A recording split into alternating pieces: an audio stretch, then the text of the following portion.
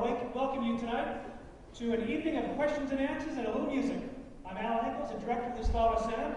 And before we begin, I want to explain how this is going to work tonight. As you can see, there are people on each side of each door with a microphone. During the portion of the evening when Mr. Joe will be taking questions, please raise your hand and Mr. Joe will point to you. You will be handed a mic, ask one question, and return the mic to who gave it to you. Before we get started tonight, President Kenny, County Exec Bob Gaffney, Stony Brook students, and all of our guests, I'm delighted to announce that due to Mr. Joel's concern for the lobster die-off for Long Island Sound, he will be donating his fee for tonight's program to Stony Brook University's Marine Science Research Center.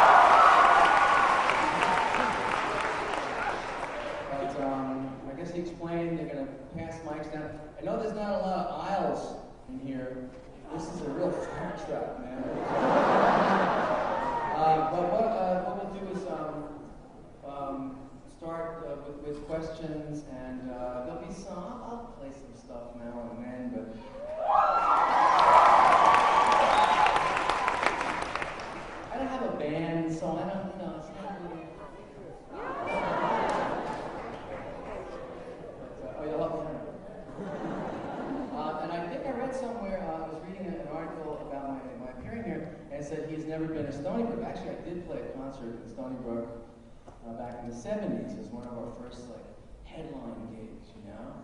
We were playing at college, man. And I had been the opening act for the Beach Boys. That was a lot of fun. We go on, and it's in the summertime in a stadium. And now to open the show, and the crowd's going, Beach Boys, Beach Boys, Beach Boys. Mr. Billy Joel, and the crowd's like, open, close. Soft, hard, hot, cold. Somebody else is here. Beach Boys, Beach Boys, Beach Boys. And go on. Boo, boo, boo, boo, boo, boo. We're doing piano, man. Boo, boo, boo, boo. And I had to play a white piano. Beach Boys had a white piano.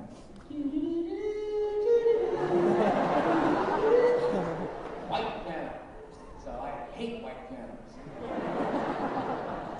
Piano should be black.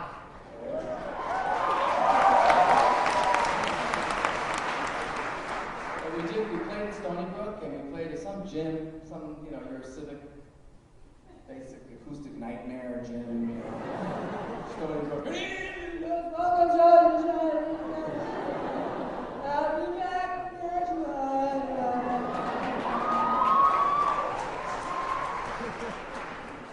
And they're still talking about that, students. Anyway, so what I'd like to do is open the house to questions, and you got a question? Please try to make it one question, not a six-parter, First, I want to know, and then I'd like to find out, but before I finish, I just want to do this and that and that thing. Negates other people being able to express themselves so much time. And let's see, now there's also supposed to be, is there what am I looking for? Where's Max?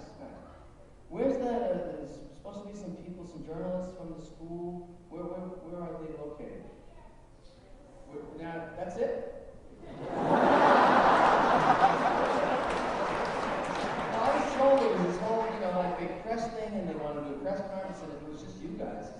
So, big book, you know. Nothing personal, just, you know, a whole gaggle of paparazzi. So, but I will ask you a question because they asked if I would ask you guys questions, answer your questions. So I will. But anyway, so let me turn the house lights out and see. Oh, the people behind you love you.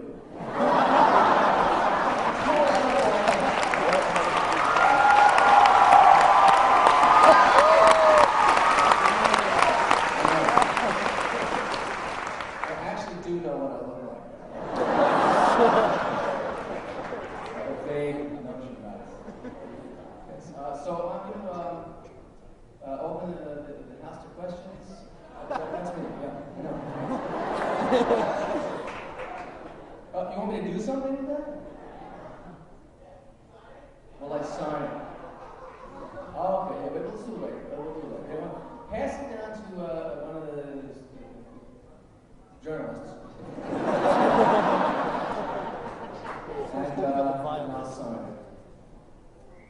But not right now. I mean, we'll do it later. It kind of interrupts the flow of things, you know.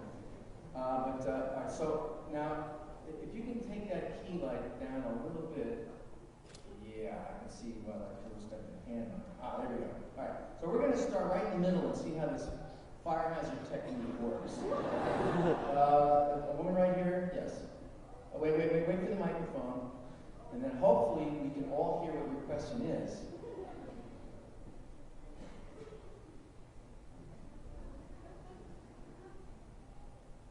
What is this, an alarm clock? What is this? I have a clock on stage. I got a watch, you know. I'm sorry. It's like the crew that comes with me, they want to remind me when to shut up and go. I'm sorry. Well, thank you for coming. And I was wondering if you could explain what the song Code of Silence is based on. Ooh. Code of Silence is based on you want to write about something and you can't really tell anybody. So I'm in a quandary. I'm at the end of, what album was that, The Bridge? 1986, 87. Good wine here. Good Bordeaux. And so I'm in the studio, I'm in the Hit Factory in New York, and we're on the third floor or something, Studio A or Studio B, and below us is Cyndi Lauper is working. This is, mid to late 80s. And Cindy's doing her new album, Cindy's talking. So I'm stuck, and I'm walking around, I'm walking around. What's the matter? I noticed that you're troubled. You look like you're troubled. You need help with something? I said, yeah, I'm stuck. I got writer's block. I can't figure out how to say nothing, essentially. So she goes, well, all right, I want you to just throw out some words. So it's like going to like a psychoanalyst office. And I'm sitting there and I'm thinking, code, silence, and you can't say anything. How do the lyrics go? I don't even remember. You can't talk about it because you're following a code of silence. Like you gotta have. It actually goes back to, there's an old Frank Sinatra song, which I really like, which actually says it's so much better than what I wrote. I'll play.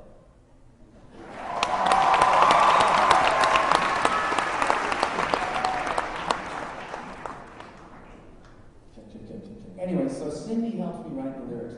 It's the only time I ever co-wrote a song with anyone, and I'm never going to do it again. Nothing personal, it was just kind of a real pain in the neck. But this is so much better than what I wrote. Basically, I was trying to say this, and I don't remember all the words.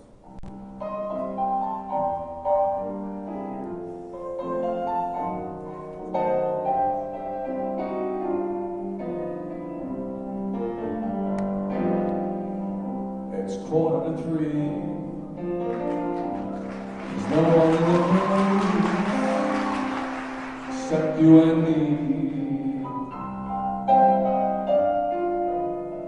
So set 'em up, Joe. I got a little story I I think you should know.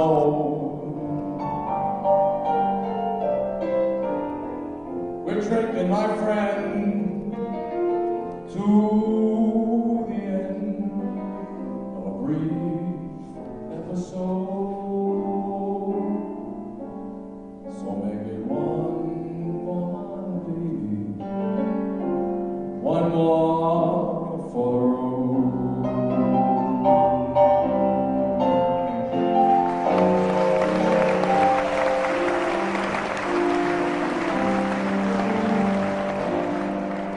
I got the routine, put another, what is it now, 250 in the machine.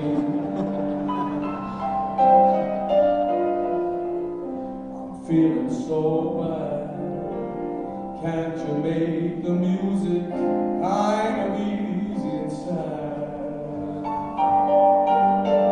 I could tell you a lot, but a gentleman's got to be true to his code.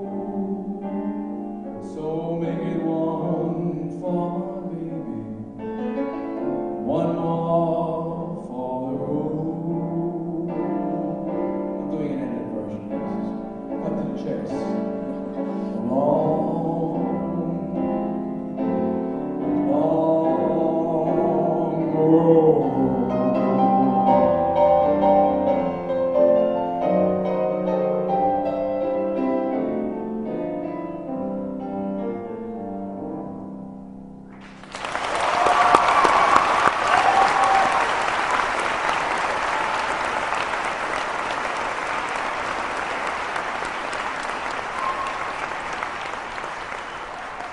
Essentially,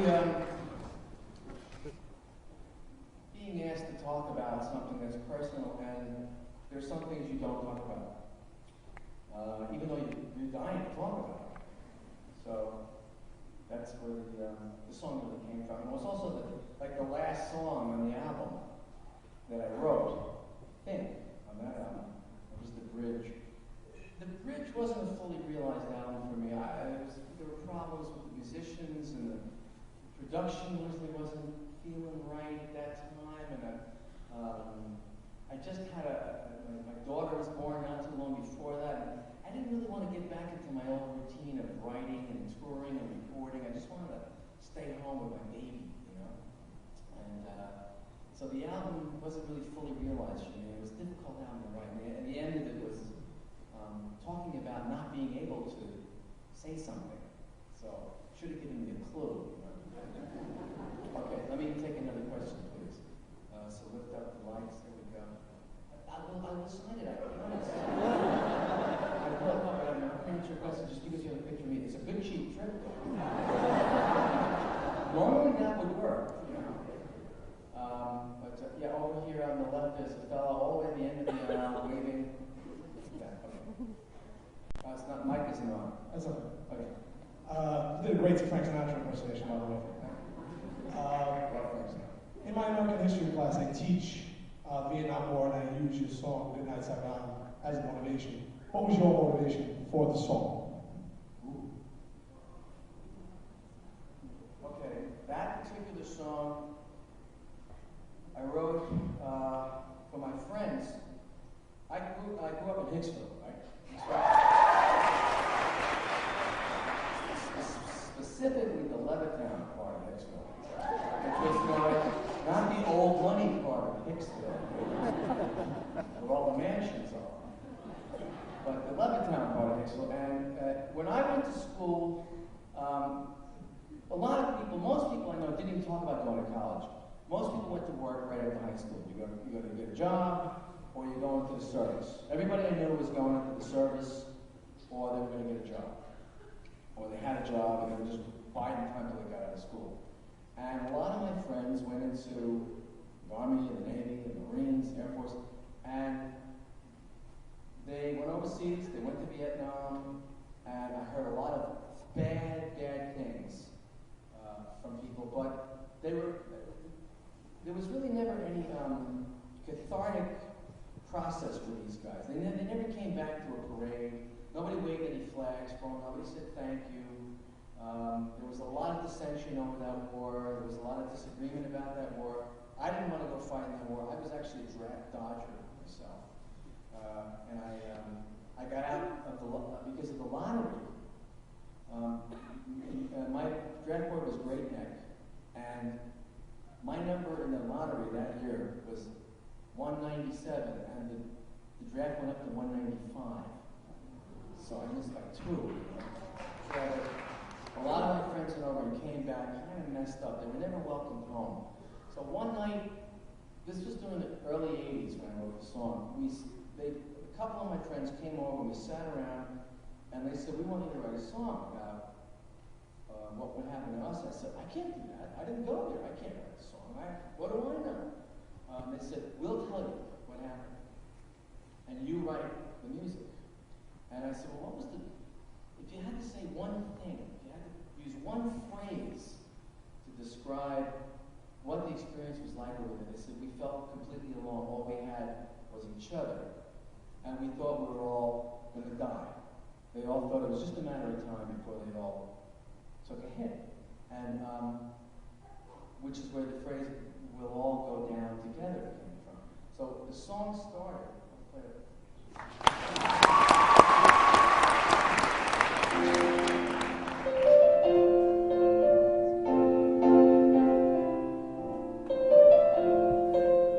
Which is almost like a hymn. There's something kind of Presbyterian.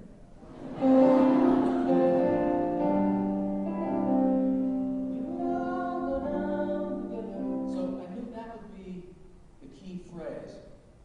I took the footprint, believe it or not, from the Beatles song on the Sgt. Pepper album, A Day in the Life. If you look at the footprint of that song, John Lennon, they start out with the piano, and then it goes down to John Lennon and the guitar.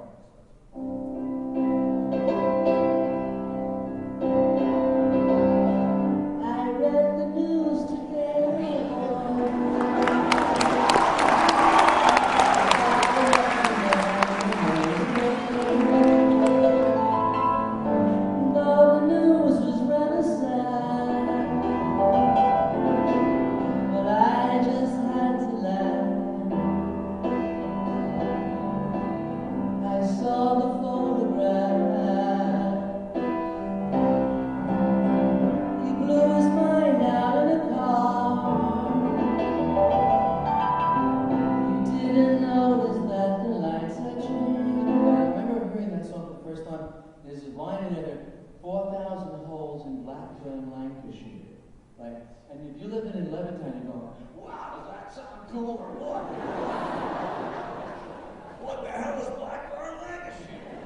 Now they know how many holes it takes to build the Albert Hall.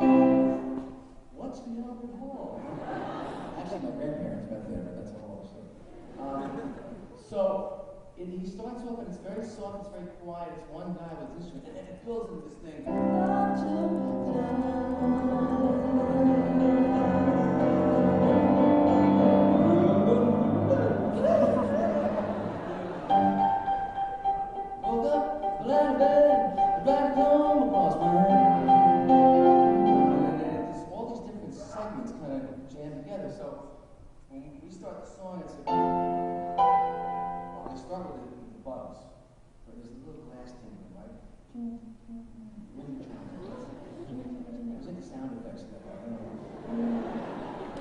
And then the bugs and the crickets.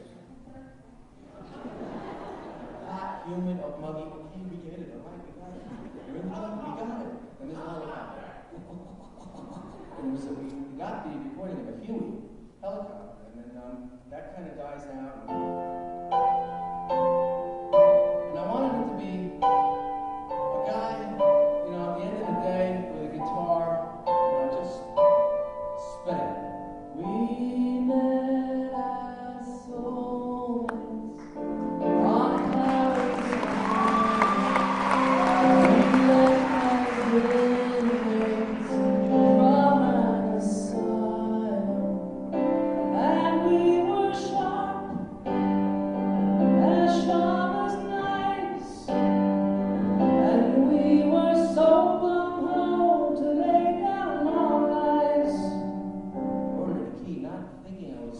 singing it in my 30s and 40s.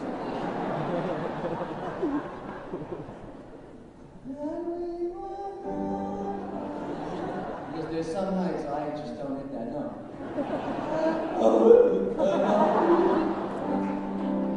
The whole crew is like going, is he gonna make it? They're taking bets backstage, you know, he ain't gonna make it tonight. And then it goes, and then the voices come in, like brother to brother, we promised our mothers we'd write, and there's the whole big mass thing, and we would all go down together. So we're all this bass voices, and there's like 50 voices, and violins, and trombones, and planes flying, down together. It's this apocalyptic thing.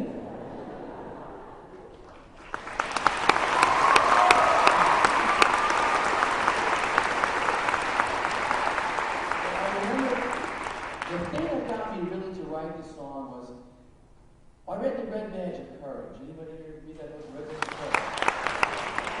Written by a guy named Stephen Crane. Now, this is the definitive book about the Civil War. The guy didn't fight in the Civil War. Stephen Crane was not a Civil War veteran. He wrote the book after the war, based on talking to veterans about the war. Upton Sinclair wrote a book about the Civil War. Wonderful book.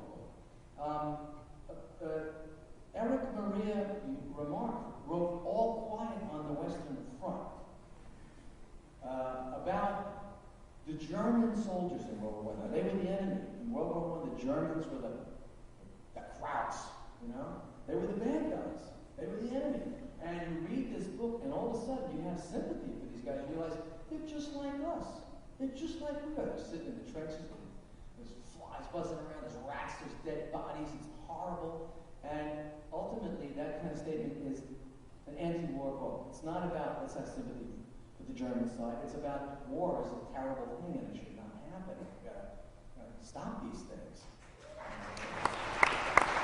So, I felt a little strange about writing the lyrics, but they gave me the story. This is what happened with the boot camp, and then we went over there, and this is what happened. We held the day, they had the night, they were terrified of the night, all the guys were scared of being there at night, because the Charlie, the Viet Cong ruled the night. That's how they did all their attacks. So I wrote the song, and I cast it by these guys. So what do you think? And that's it. That's the song. So that's okay.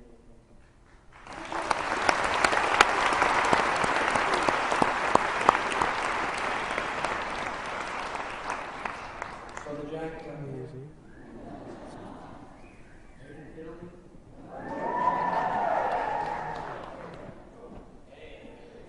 Thank you, Jerry. I can buy a lot of jackets.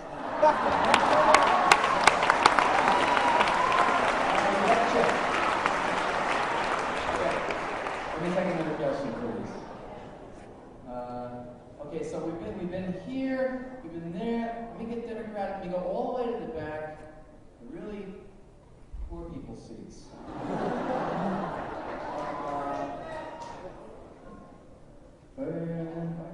No, don't try to get until the end.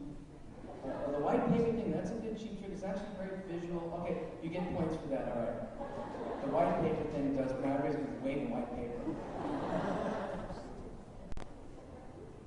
Hi. My little sister couldn't make it tonight, so she wants me to give you this, and she wants to know what inspired you to write "We Didn't Start the Fire." Okay. Is this going to be one of those nights where you just ask me about my stuff? You know, don't you want to know like about music in general, music business? All right, okay. But it's okay. Fair question. I said you can ask anything you like. I don't always have an answer, but you can ask anything. Okay, what inspired me to write "We Didn't Start the Fire"?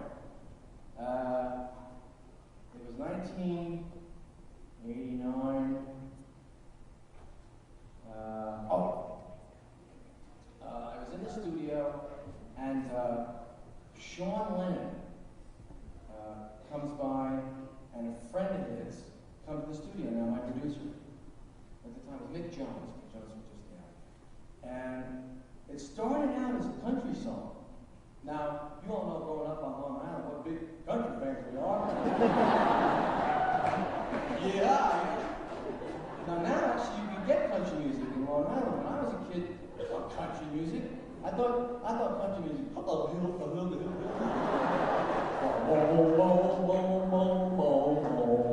Well, I went into town the other night, see if I could start a fight. I felt so mean that I was going nuts. Oh, I felt so downright mean to see there was some dude in front of me. I went and stuck my pitchfork in his guts.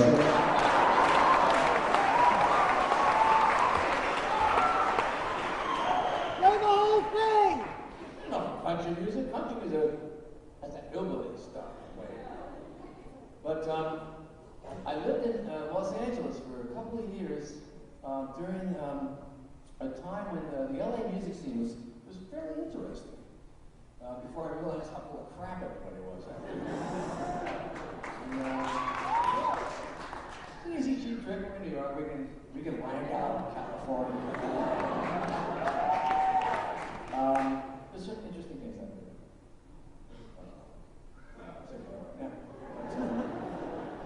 Is everybody getting chapped lips this winter?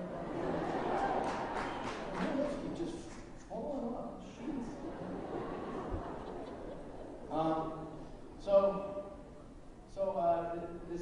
Sean Lennon comes by and he's with a friend who just turned 21. So the guy goes, and he looked depressed. This was his birthday. So Sean takes him to see a Billy Joel recording session on his birthday. And the guy's like completely bummed out. So I'm thinking, gee, I'm sorry, maybe you should have gone out and party or something, Not exactly entertaining the recording, right? So I asked the guy, so what's the matter? He goes, well, I'm 21, it's like, there's the Cold War, and there's AIDS, and there's all these terrible things going on, and hypodermics are washing up on the shore, there's pollution, and there's these terrible things. Yeah, I know, when I was 21, there was the same kind of feeling of coming into this terrible world that had been set up for us. There was Vietnam War, Nixon was the president, and drugs, and there's all these, scary things were going on. I said, yeah, well, I remember being 21, I felt like that too. It was almost overwhelming coming into maturity. And he said, yeah, but at least when you were a little kid, you lived in the 50s. And everybody knows, like, nothing happened in the 50s. So I said, did you ever hear, like, the Korean War? And he looked at me like, what's that? So I started to write things from when I was born, and I'm realizing, wow, this whole, Harry Truman was the president. Harry Truman, President Doris Day, she was a recording star. Red China, when China went communist. Johnny Ray was this guy who used to cry. Cry. South Pacific was the big musical. The big reporter at the time, Walter Winchell. Big athlete, Joe DiMaggio. Okay, so let me show you how the song started out.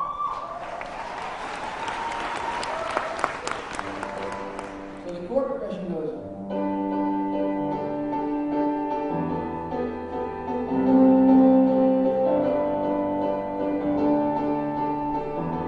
This is also an example of what happens when I write the lyrics first. Because here's the melody to We Didn't Start the Fire.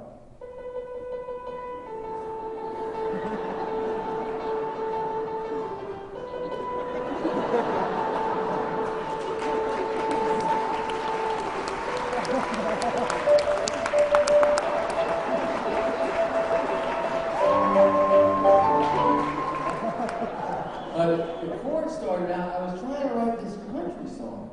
And then I like this name, Jolene. Jolene, won't you take me as I am? Jolene, I'm an ordinary man.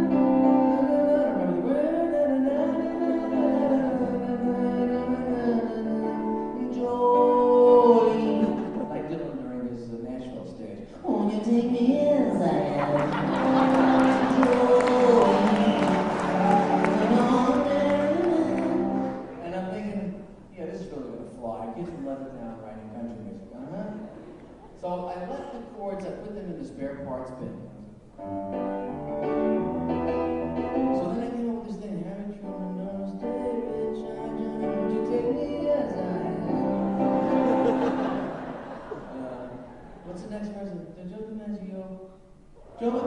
Richard Nixon's doing big in television on Koreans and Korean.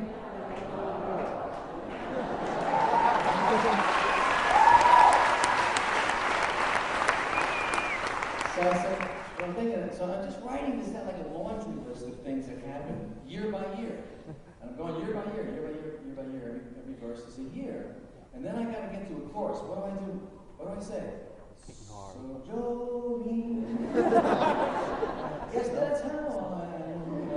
So well, that won't work. So I have to come up with a phrase, and this is like this maelstrom, this firestorm of events and names, and I said, fire. Something about the fire. And I think originally it was like waltzing through the fire. Waltzing won't work. Dancing through the fire. You didn't start the fire. Don't blame me. Oh, okay. Typical baby boomer response to everything. It's our parents' fault. They started.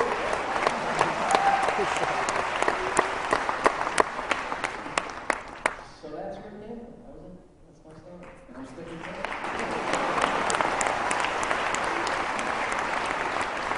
At this point, I mean, Columbia Records is so desperate for me to put out something new for the pop world. They go, why don't you do like We Just Start the Fire Part 2? We Just Start the Fire 2000.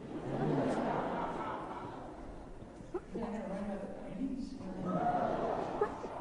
Gun drops through the night. Kurt Cobain blows brains out.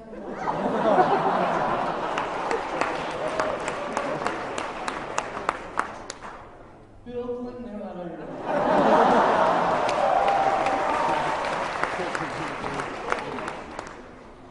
Lewinsky, what's up on Orjinsky?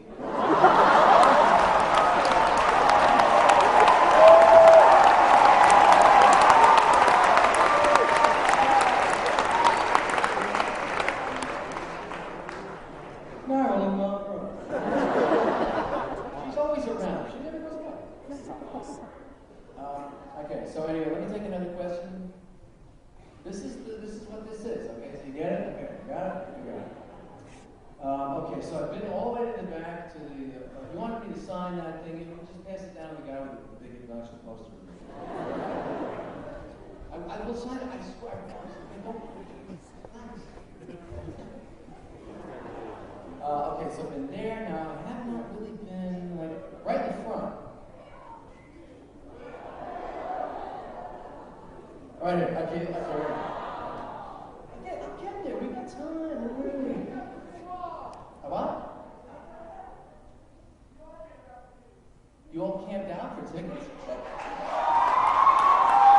But were you here? I can't wait for the next person to use that mic. What do you got, man? We need Lysol. That's all right. Thank you, Billy. This is a great way to spend my 25th birthday. Is it 25th birthday? You gotta get out more. Anyway, I was wondering about what you think with the internet and the web in the past few years, information has been transferred a lot faster than it used to. Now music with MP3s and whatnot is going around the world, for free. And what do you think that means for the future of the recording industry, where we're going? When you can just download whole libraries. That's a good question. And the music business is trying to get into that technology itself to make it part of their business. Not on behalf of the artist, because they're always figuring out how to cheat the artist anyway. The record companies want to justify their phony quality existence one way or the other. I think it's a good thing. I think ultimately, anything that disseminates music is a good thing. Whether it be radio, whether it be the websites, whether it be the internet, even TV commercials. I'm watching TV commercials and I'm hearing like Rolling Stones songs, what was that one? Start me up! Some computer. Start me up! Let's go! And I used to think, they're a bunch of sellouts and sold out. But I'm going,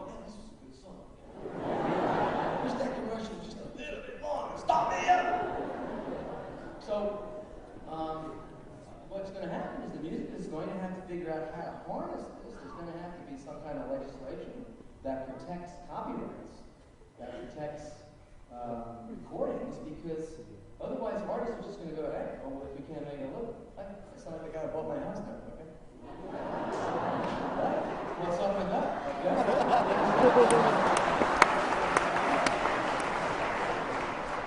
Hey, well, I can't get residuals. Why should I do it in the first place? Okay? But it's a very good question, and I don't know the answer to it, but I do know that ultimately it's going to be a good thing for musicians, because it will be a way for musicians maybe to go directly, maybe without record companies, directly to people who might be interested in hearing new music, music by interesting artists who might not have been signed by a record company, who might not fit a radio demographic, who might not be pretty enough to make videos, who might not fit what the music business thinks the flavor of the month is at that particular point. Because in the 70s, in the 60s, there was all this great music coming out, and it was just being played. It had nothing to do with being a hit or some programmer saying this is what you're going to play on the radio. It was some disc jockey in the middle of going, "There's an interesting album cover." What's in the band? Spooky Tooth. Okay, we're going to play Cut 5 on side 2. Spooky Tooth. And you'd be with the guy. Yeah.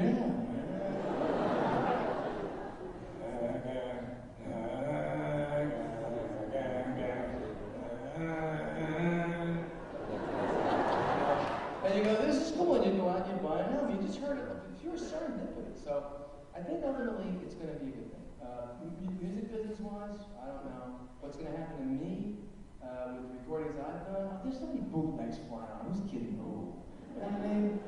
The Grateful Dead actually was smart. They said, all right, we know you're going to bootleg. Go ahead, here. Have a good recording of it. Plug right into our board. They're going to get, there's bootlegs of me from like way back, and there's awful records. I wish I'd let them plug into the board. So, I make plenty of money. I'm fine. It's all right. If it wasn't for other people's lawyers, I would have stopped working a long time ago.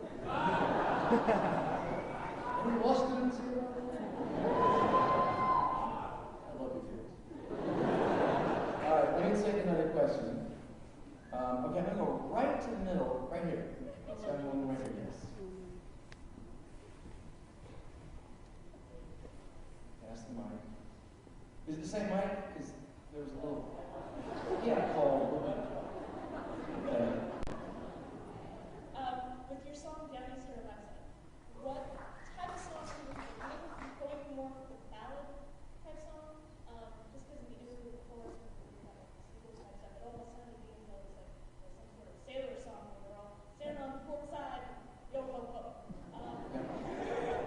Good I was question. just wondering what musical genre were you looking for? That's a very good question. I'm going to have to do that on this instrument, which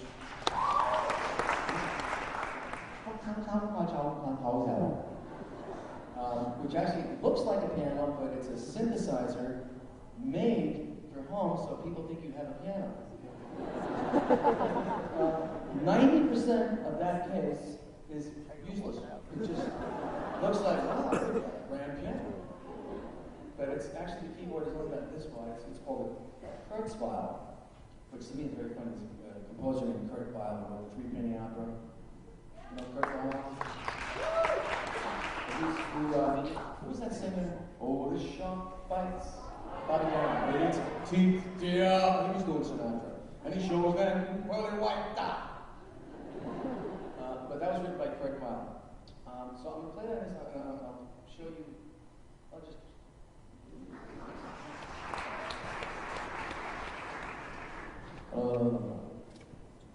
Okay, I'm going to look through. Now, this is a book that has all my lyrics in it. Right? We call it the Bible. Book of Joel, all right?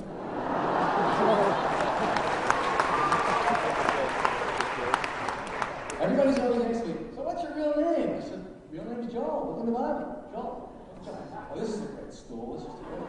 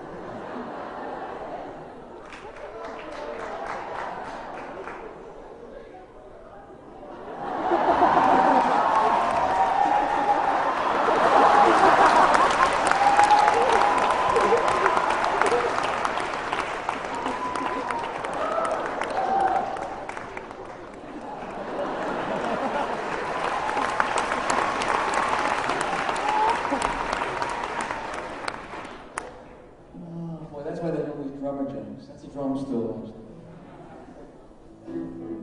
Okay, so I gotta change the sound on this thing. How do I do that? I'm like very synthesizer illiterate. I gotta find a guitar sound. Acoustic guitar. You hear that? You might want to turn it up a little.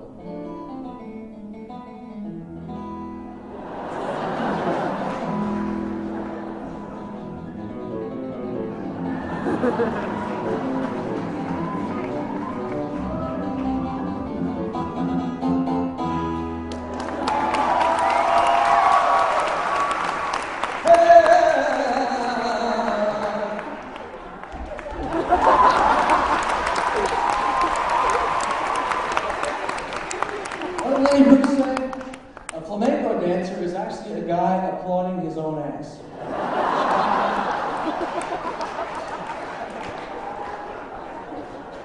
Okay, so I'm trying to write a lyric for the commercial fishermen on the east end of Long Island, the baymen. Now, down east is an area of Maine where there's a lot of boat building going on, and they build a lot of lobster boats.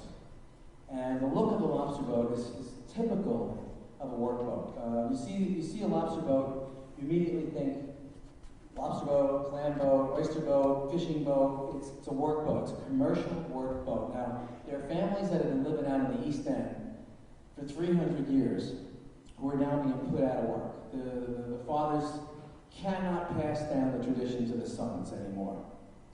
Now, this is a tradition that goes back to when the original European settlers came in the 1600s and they went fishing. And the Indians, the Native Americans, taught them how to fish, how to use the net to pull in the bass.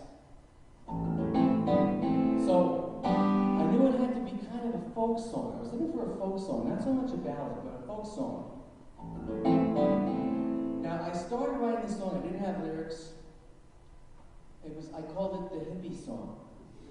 It was like, well, I'm standing outside in the garden, and I don't know what I'm going to write.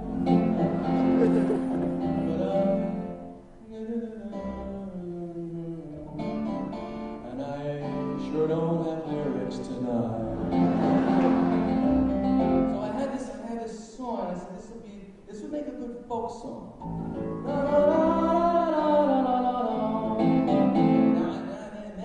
What's happening with these guys on the East End. I said, I gotta write a song about what's going on here. The whole juxtaposition of the wealth that was in the Hamptons. There's all these rich people with these huge houses. I'm one of them, you know? And Jerry is now, you know? And then you've got these people who have been there for 300 years struggling, and their hands are made out of flint and steel, and they can't make a living, and they're scratching to get by. The juxtaposition of it was unbelievable. The dichotomy, it just, floored me. Doesn't anybody know about these people? These are, like, the original Long Islanders, you know? Well, actually, they weren't. I mean, the Native Americans were the original Long Islanders. We taught them how to fish, and then once they learned how to fish, they just kicked the original Long Islanders out altogether. But they've been here for a long time, and it's a hard life, and they don't ask for a handout. They just want to be able to make a living. So I wrote this song, and I said, okay, there's a boat, there's a downeaster. I'm seeing a downeaster. Well, I'm on a downeaster. My daughter's name? Alexa. And I'm cruising through Block Island Sound. I got charted across to the vineyard, but tonight I have none We took on diesel back in Montauk yesterday. Left this morning from the Bell and Gardner's Bay. Like all the locals here, I've had to sell my home.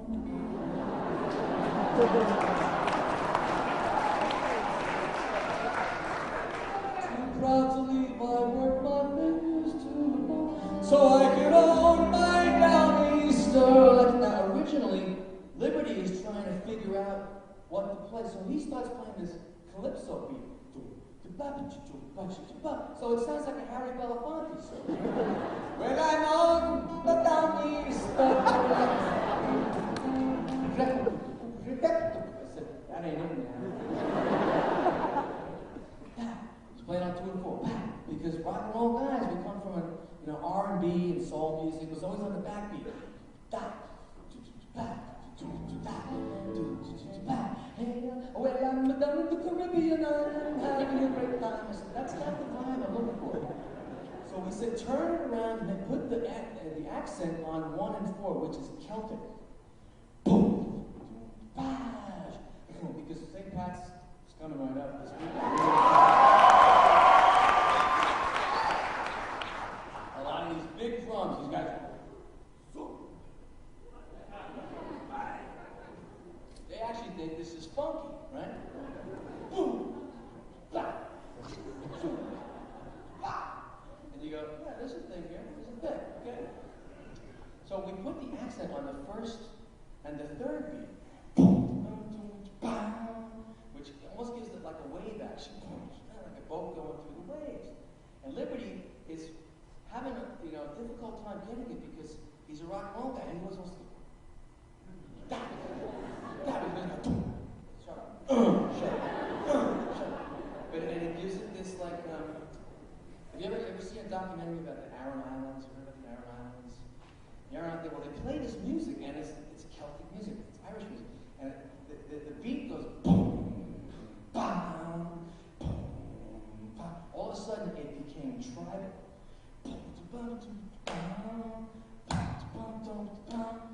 Which I was, every time I see people clapping their hands, like white people clap on 1 and 3.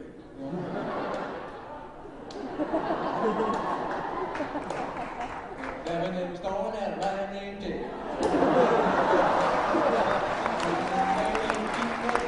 And up from the mountain,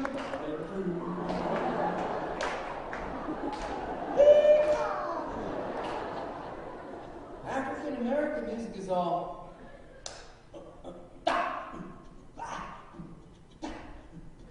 And that's where the folk comes from. It's not 1 and 3, but because it was a folk song and it was given a tribal Celtic treatment. And then once Lib got it, and Liberty DeVito, like there's a real Irish name for it, he became Liberty DeVito. Liberty DeVito. He wore a green shirt. And so basically, it's a folk song done with a Celtic drum, and you kicked up the bass drum really, really loud to accent that. And I like that song. I hear that come on the radio. I go, I do that.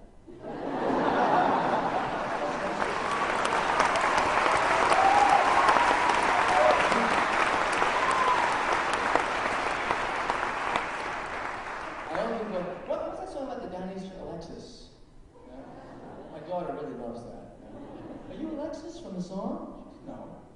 Let me take another question. So lighting. Now I was just over here. So to get fair. No, that was not fair. I'm going to go I'm in the back. Yeah, the furthest person back. All the way back. All the way back there. The sympathy seat. Is there a microphone out there? You can't even get a mic back there. So okay. And then you get the disease. Is it on?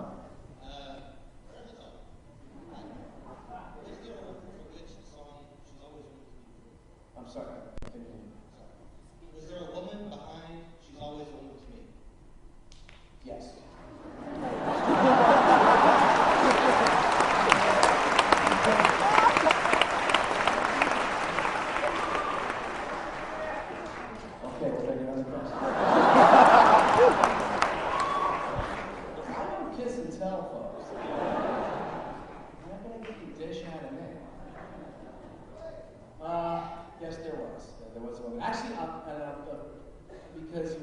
wait so long and ask the question. I'll tell you the original title to that song. I was living in Manhattan at the time on the east side. I was on the 35th floor of this building called the Landmark. You see it as soon as you come in over the 59th Street Bridge. This really ugly, modern architecture kind of building with it's all glass and it's a nasty looking thing. But if you're up on the 35th floor, you're like, hey, are we cool here or what? You know? And so I'm sitting there and I'm just looking out the window and I'm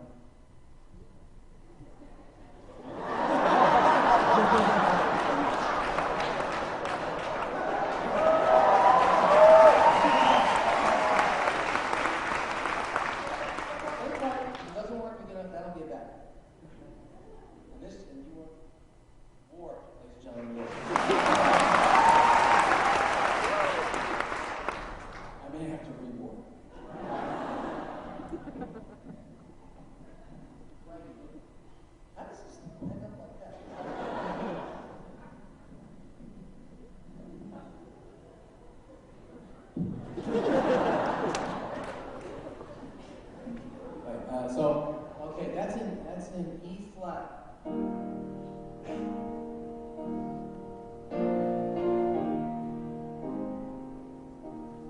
She can kill with a smile, she can wound with her eyes, she can ruin your faith with her casual lies, and she only reveals what she wants you to see. She hides like a child, but she's always a woman to me. And then I got her stabbing and cutting and slashing and slicing and dicing, you know, appeals thing, you know. What's wrong with this relationship? But it started off as and I'm sitting and seeing the view from the 35th floor. That was okay, the original title. You asked, was there a woman behind it eventually?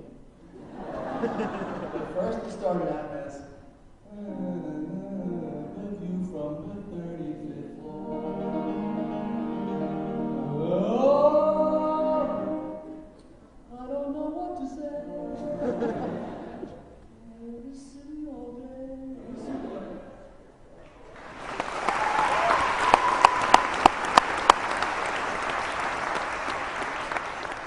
But yes, there was a woman eventually the song's back. So let me take another question.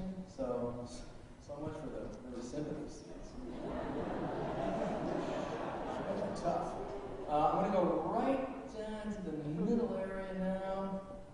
Okay, there's a rooting section for somebody right here. Okay. Yes, that's a good cheap trick. Having other people pointing at you is very effective. And we'll wait for the mic. I'm actually going to finish a complete song before the night is over. But then we're going to pass the hat for some extra money, right? Hi, I just wanted to ask you what you listen to now. Do you listen to any new music or anything like that? And like, if you have to listen to a radio station, what do you listen to? I have a fairly good idea of what you listen to that's old, but I was just wondering if you're forced into it. Well, you know, sometimes what's old is new. It depends on your perspective. Do I listen to new music? Yes. Well, that'll be a good shot. I changed it about this year. The Orson Welles shot. Citizen Kane. I listen to the radio, and if I like something, I stop. I don't always know what band it is. I don't always know the name of the band. And I mean, this is how out of it I am. I thought the guy said, hey now, you're a rock star, you're a big shot, hey now, you're nothing's ever gonna keep you down, I get messed up. I said, oh, they finally had another record out, you know? It was a different band, so that's what I know. I don't know anything. I listen to everything. I listen to Latin music, I listen to rock and roll, I listen to even classic rock, yes. I tuned in, I listened to my contemporaries. You know, I said, ooh, is that where I come from? Jazz, I love jazz. Where do you hear jazz anymore? Really? Where are they at? They're not a New York City station, right?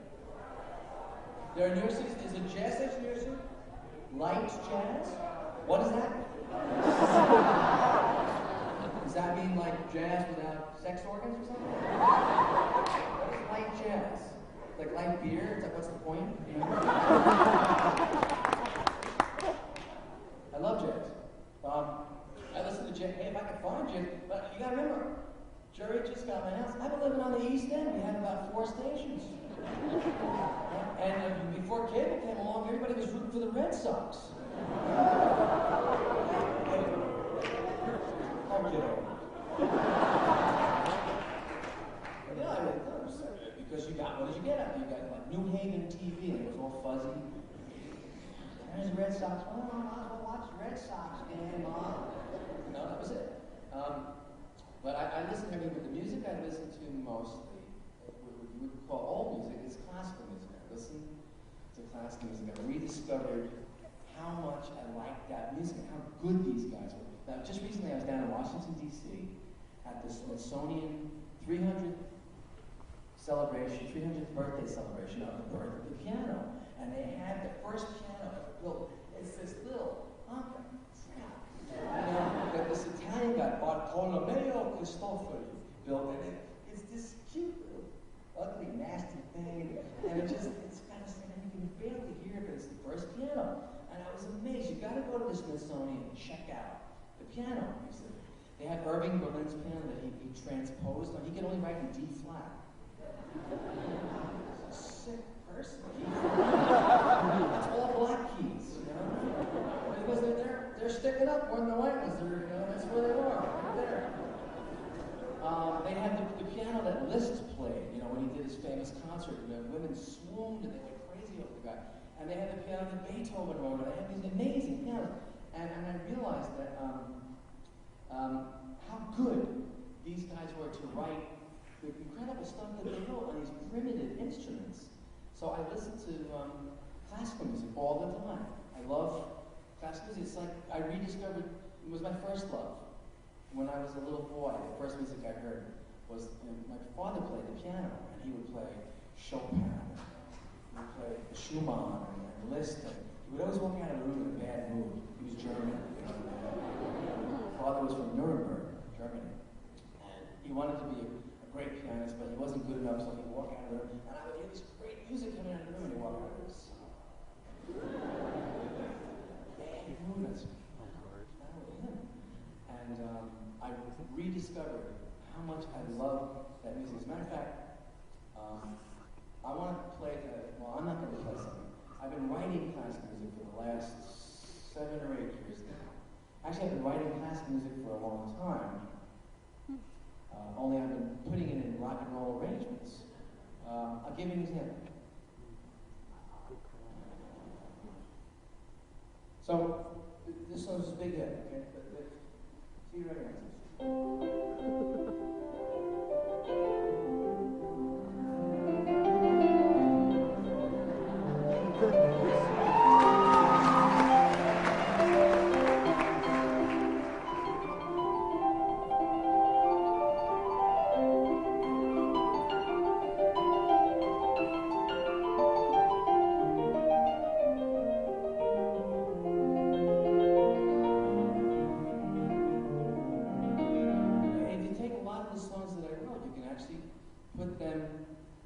Classical arrangements. So for the last 7 or 8 years, that's what I've been writing.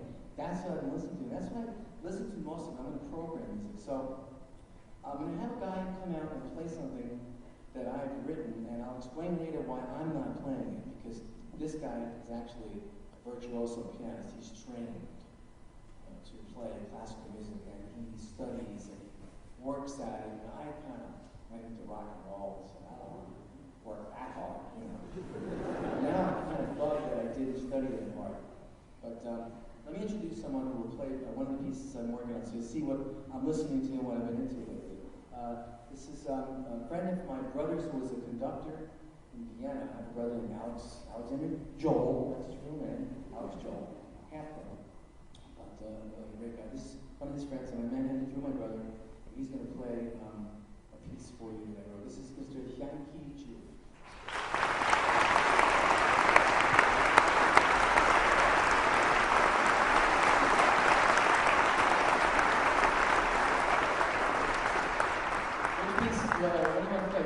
Should we start short, like kind of ease them in, or you want to play a long one first, or what do you think? Should we start with fantasy? Start with fantasy? Well, that's like jumping right in the deep end of the pool. Okay, this is a piece that I wrote 2 or 3 years ago. It's called Fantasy, and it's subtitled Film Noir. Now, those of you who are students of film know film noir is these black and white movies that they made in the 40s and 50s, usually like grade B actors, Brian Donlevy, John Ireland, Veronica Lake, and she wore a flaming pistol or something.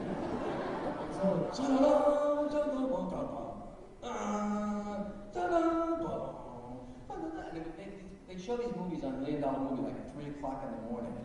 And you go, wow, who are these people? They can't act. Some great actors get like Richard Widmark started in that genre. And there was some really interesting things going on in this whole subgenre.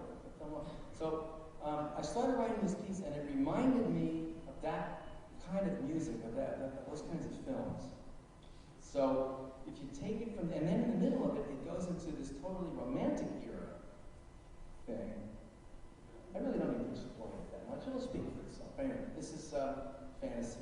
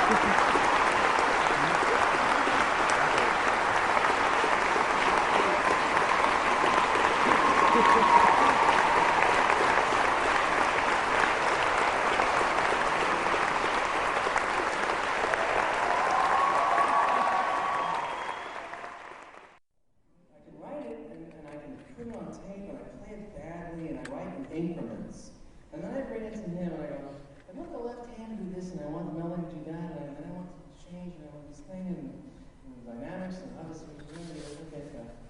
And he does it. And I go, it's pretty good. Better than I thought. But essentially, I have kind of rediscovered, it's like the girl next door. She was always there. And I always had a thing for her. And then when I was like 13 or 14, I got seduced by this rock and roll woman. Rock and roll is seductress in torn fishnet stockings, kind of dragged me off into this world where Pinocchio, okay. And I spent a long time there, and it's okay, it's great, I love it, I love rock and roll, but I listen to this classical music now, and I listen to Beethoven, and I get completely mesmerized by it. I get just going to this daze from, and it just amazes me, it mesmerizes me, it enchants me. And that's a really long answer to a really short question. So let me ask you another question.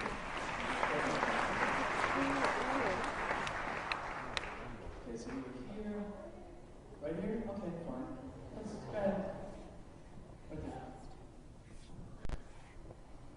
What's the story behind Angry Young Man? What's the story? Like, who's it about or something? Oh, you want the dirt? Yeah. Okay, Angry Young Man.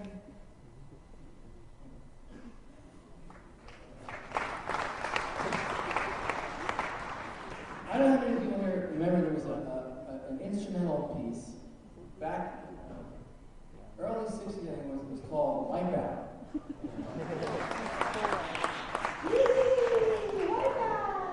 And the drums go.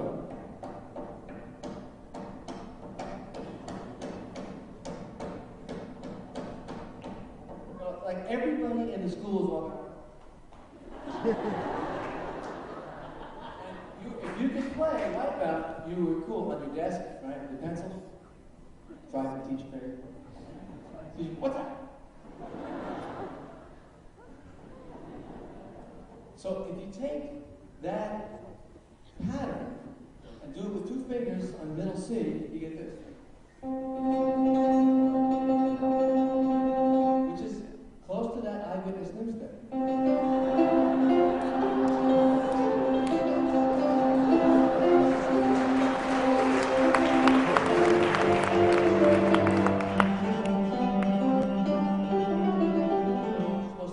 Which is actually taken from the movie Cool Hand Luke. It's the movie that was Cool Hand Luke.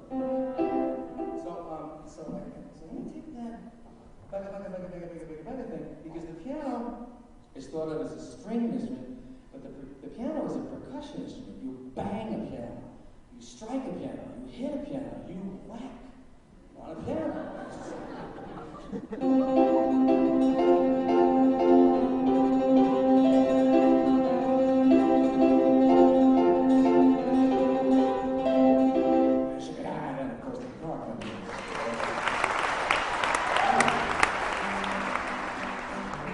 And it goes,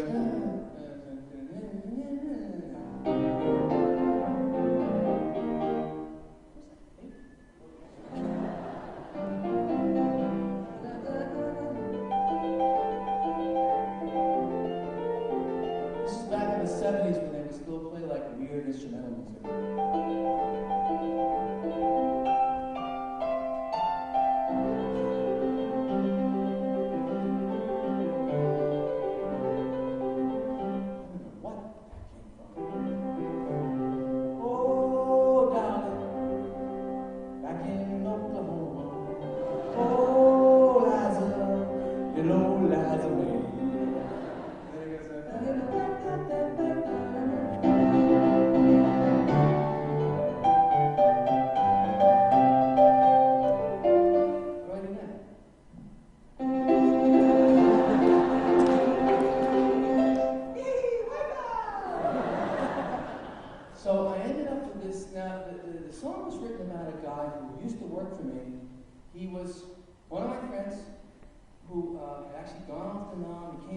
my sound man for a while.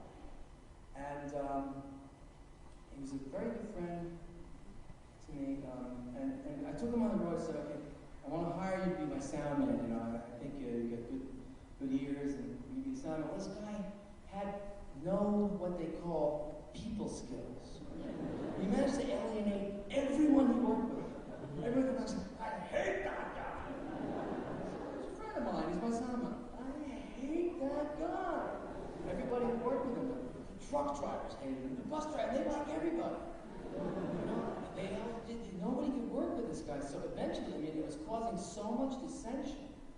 And he really wasn't doing a good job with the sound, as it turned out. I thought he was a good sound guy, but then I heard it one night. I actually walked out in the noise and I heard it. This is terrible. And so I had to let the guy go. So he said, you're just like everybody else. You're washing your hands. You're like Pontius Pilate.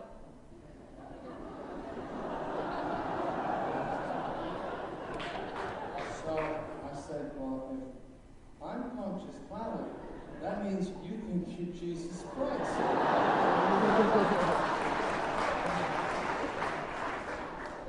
And I realized he's just one of these guys who's just this constantly angry person, and he's got to find something to be mad about all the time, and take it out on everybody else. And it's just mad, he's angry. People think there's things about me, and I'm never that mad. I never get pissed off once in a while. But this guy was just like professional, he's professional angry man. So it was written kind of in a, almost like a Gilbert and Sullivan. So you know Gilbert and Sullivan? I am very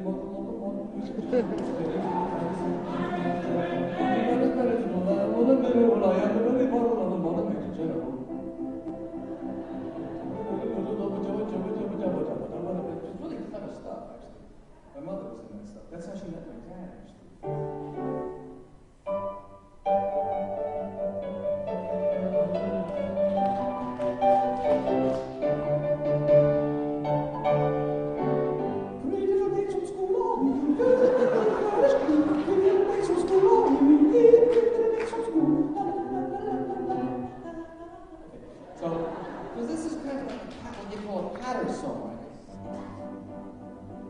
There's a place in the world with the angry young man with his working class ties and his radical plans. He refuses to bend, he refuses to crawl. He's always at home with his back to the wall. He's proud of his scars and the battles he's lost.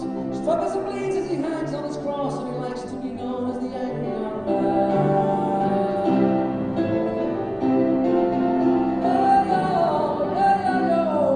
And the roots of this song, there's a place in the world with the angry young man, something that you get to fall in. It's like a Gilbert and Sullivan person. So, that's it.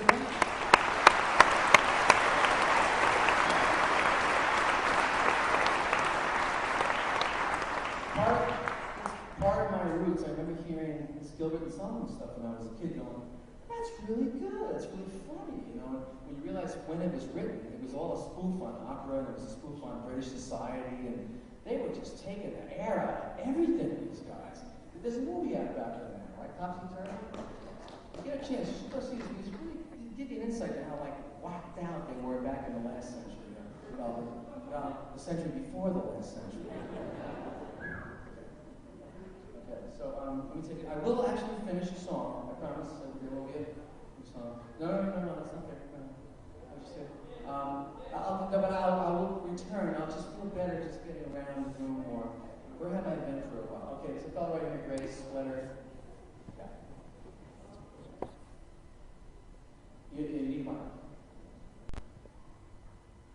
I just have one quick question. One quick question and one slightly other question. The first question is... Come on, pick one. Alright, I'll pick the shorter one. It could be shorter if you want, just the better one. When it's cold, do you wear socks when you sleep?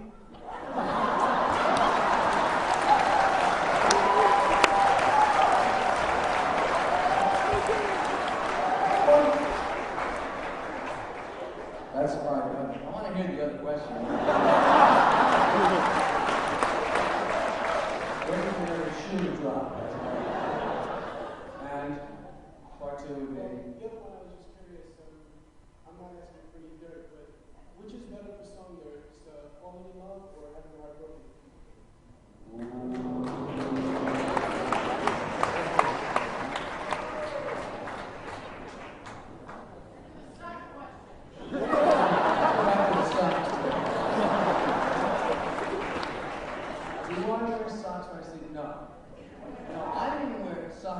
wait. I walk around in the middle of the winter. I'm a polar bear. I like cold.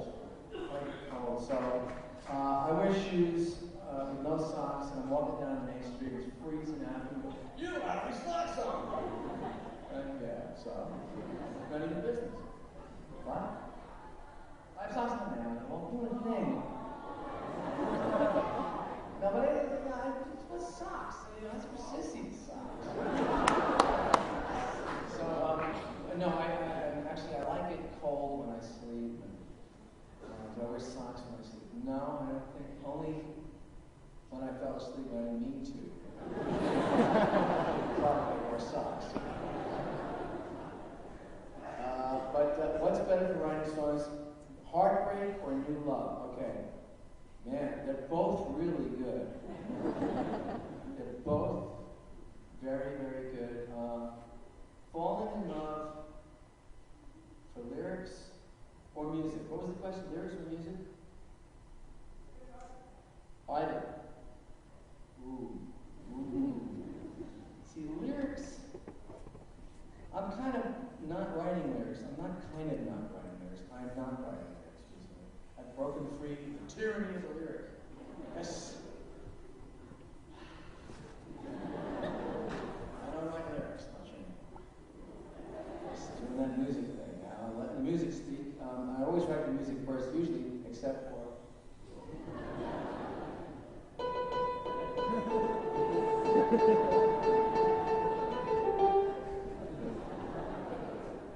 Was it about heartbreak or new love? Both are really, really good. Falling in love is a very, very strong emotion to write about, and difficult to write because a new idea about love. It's very difficult to write a good love song. There's a lot of bad love songs, but you know, a good love song.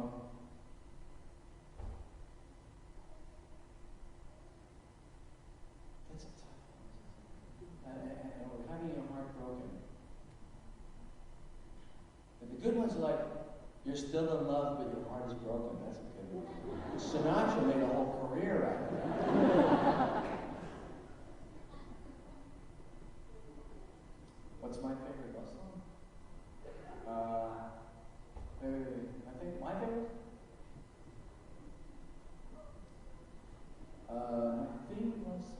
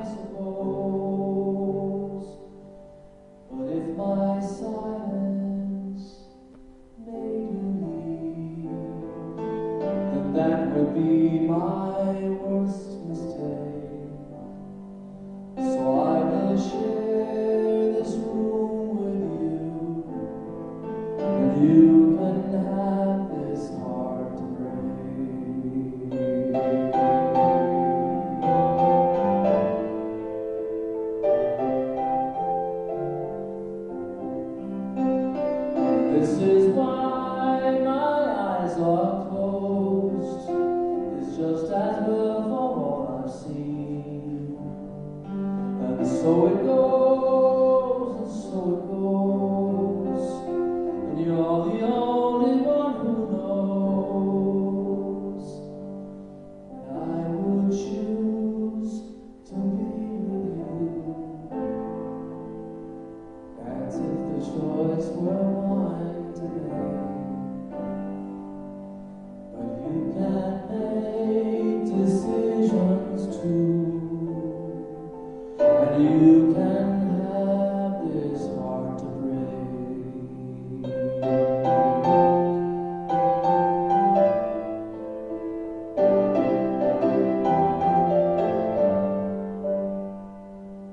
And so it goes, and so it goes, and you're the only one who knows.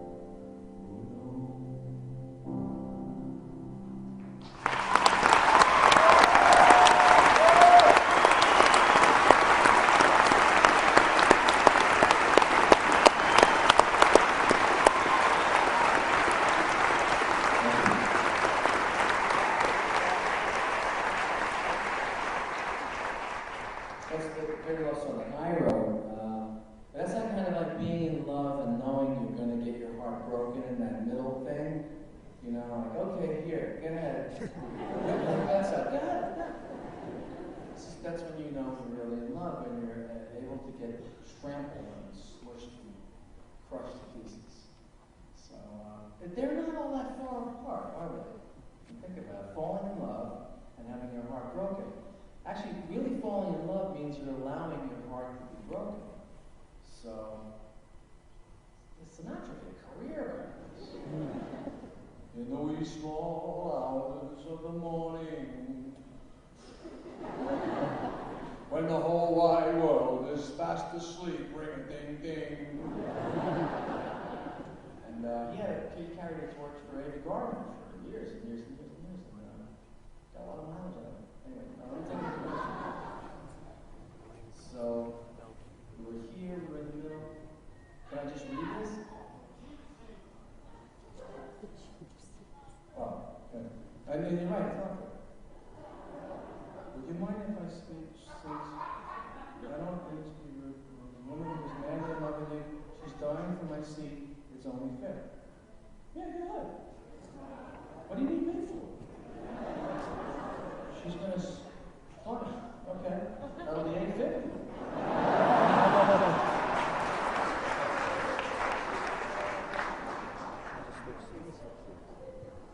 Come on, this is college. Let's ask some questions. Let's get some questions going on.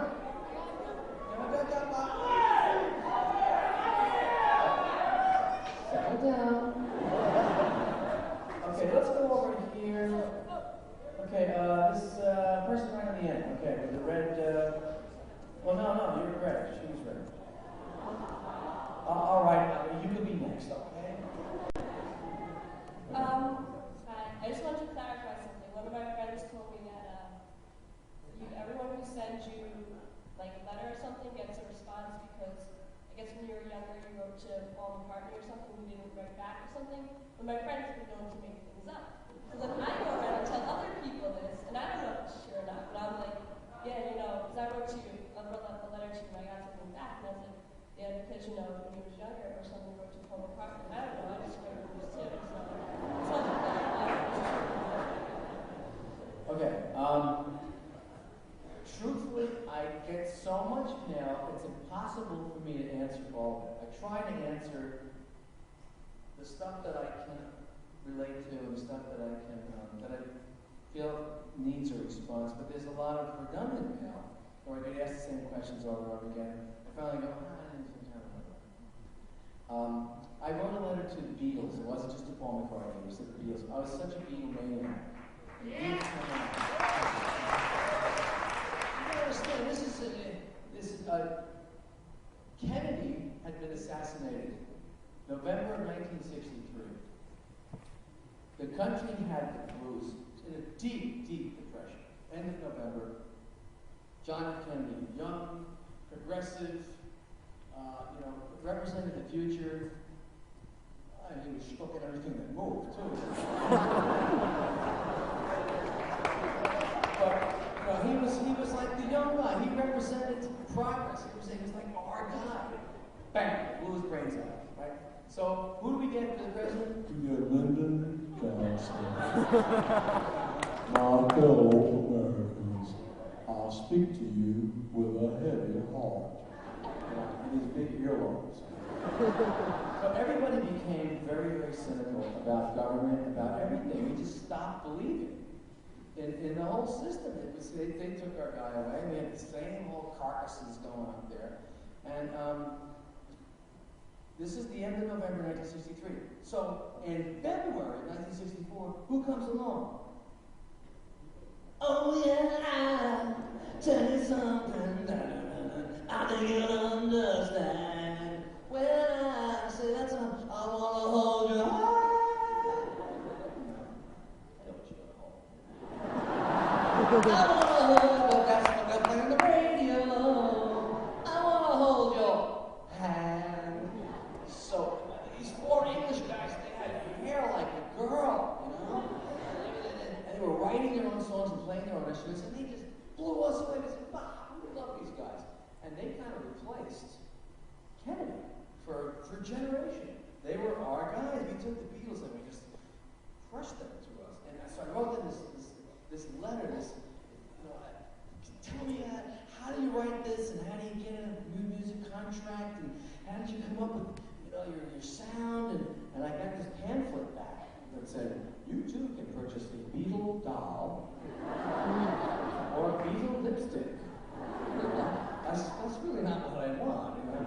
It's just like a merchandise book. You can buy a Beatle doll, you can buy a Beatle lipstick, you can buy a Beatle pocketbook.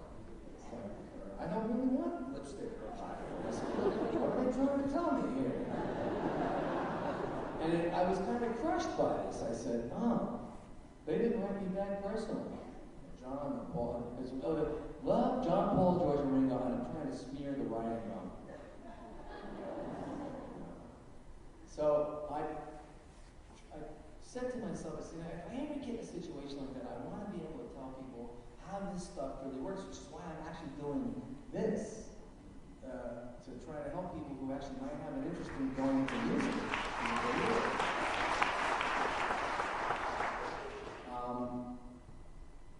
To encourage them, because we need good music, we need good musicians, we need people who are committed, we need people who believe in what they're doing, we need people who want to be good in what they're doing. And the Beatles, they wanted to be Buddy Holly and the Crickets, which is why they call themselves the Beatles. They loved American music, and we weren't hearing a lot of American music. In England, they played music by black artists. They wouldn't play it in America. They tried to shut down. The beginning of rock and roll was Little Richard, Fats Domino, Chuck Berry, all this stuff. They used to call it race music. It was black music.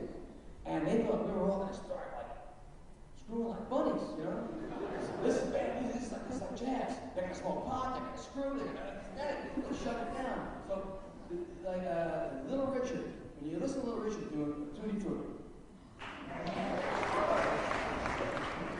he played the piano standing up. I don't know how he did it. He must have been really short.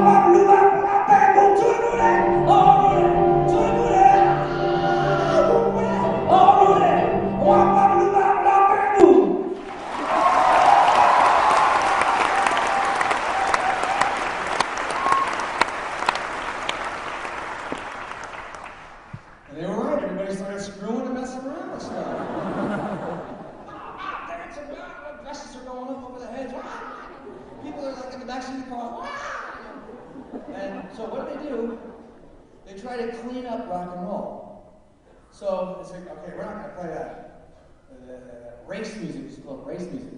We're going to have white artists do rock and roll. So who do they have to Tutti Frutti? Pat Boone. You ever hear the Pat Boone version of Tutti Frutti?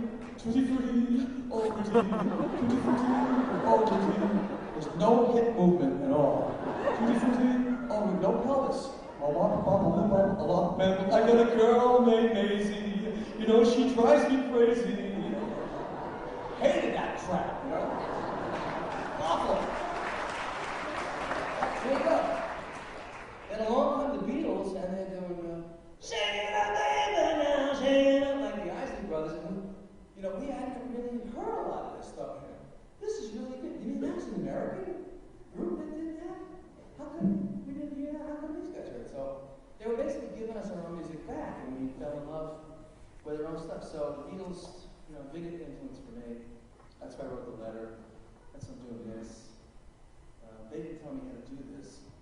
I made a lot of mistakes, and really, I'd like you to avoid the mistakes I made. Which means if you're going to go in the music business, get a lawyer. When you start making money, get another lawyer to watch the first one.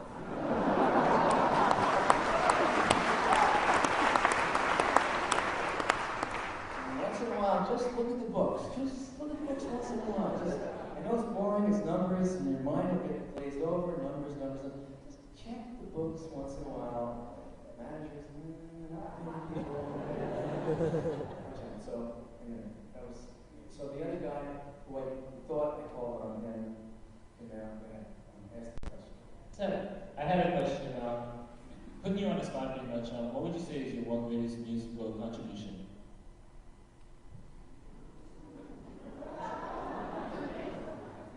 Greatest musical contribution? You want me to actually have that kind of perspective? My greatest musical contribution? I don't know. I've already thought about it. I don't think I've done it yet.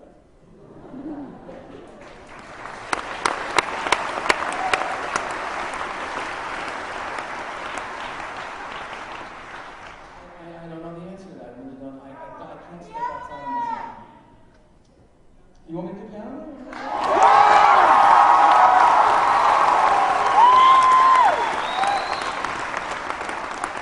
Do you really think that's my greatest musical contribution? All right, I will do that song. I will do that. Well, that wasn't bad.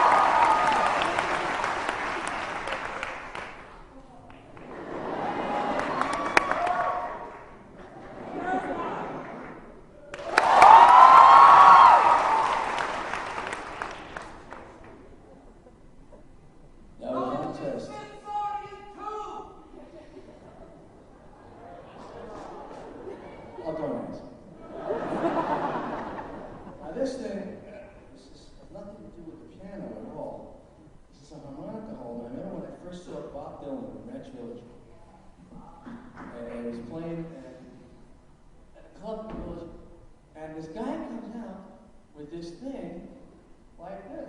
And I'm thinking, wow, that guy's supposed to be in a car accident. What's the matter with his neck?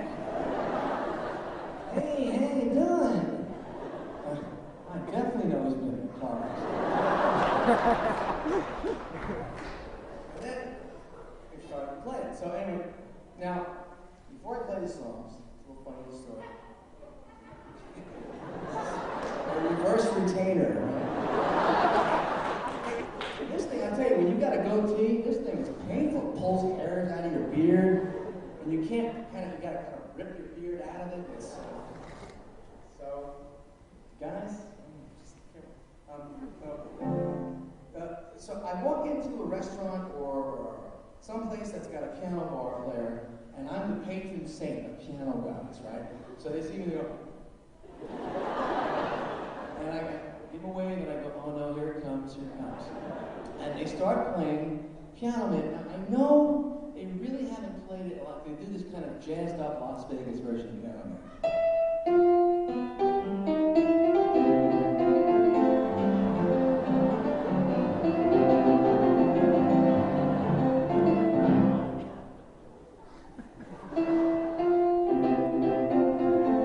It doesn't go anywhere. Music.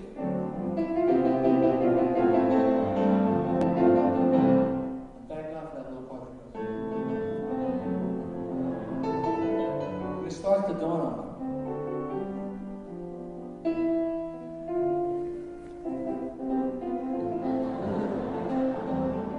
And then he looks over at me and I go, I never told you to do this.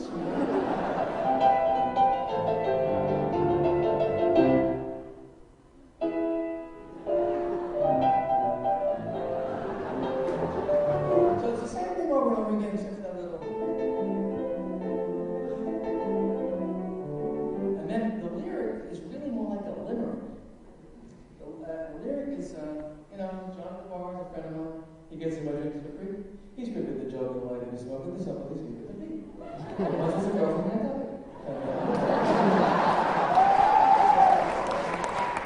But people like this sort of rhetoric. I go to Scotland.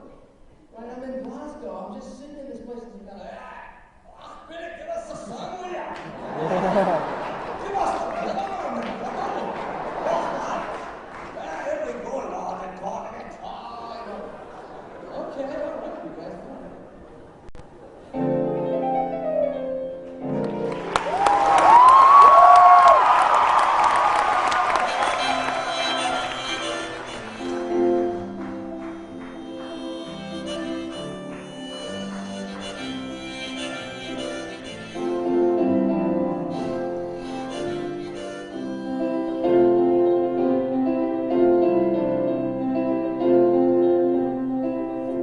It's 9 o'clock on a Saturday.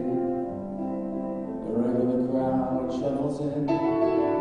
There's an old man sitting next to me, hanging out to his tonic and gin.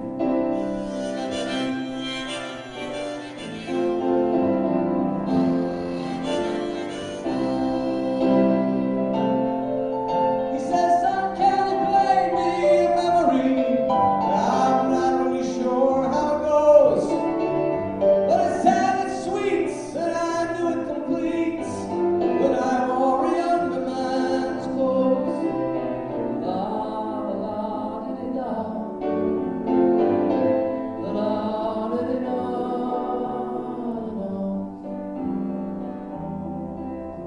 Now Paul is a real estate novelist who never had time for a wife.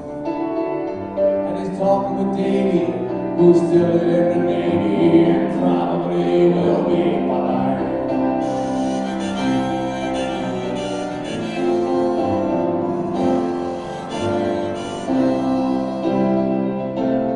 And the waitress is practicing politics as the businessmen slowly get stoned.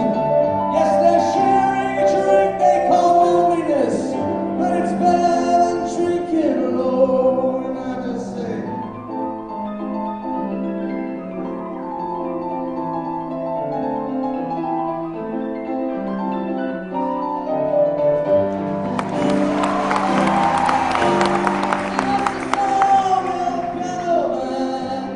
sing us a song tonight.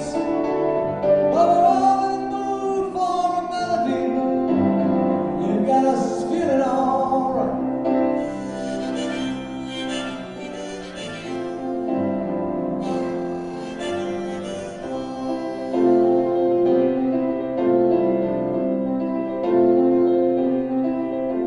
It's a pretty good crowd for a Saturday, and the manager gives me a smile, 'cause he knows that it's me they've been coming to see, to forget about life for a while. And the piano, it sounds like a carnival, and the microphone smells like a beer, and they sit at the bar and put bread in my jar and say,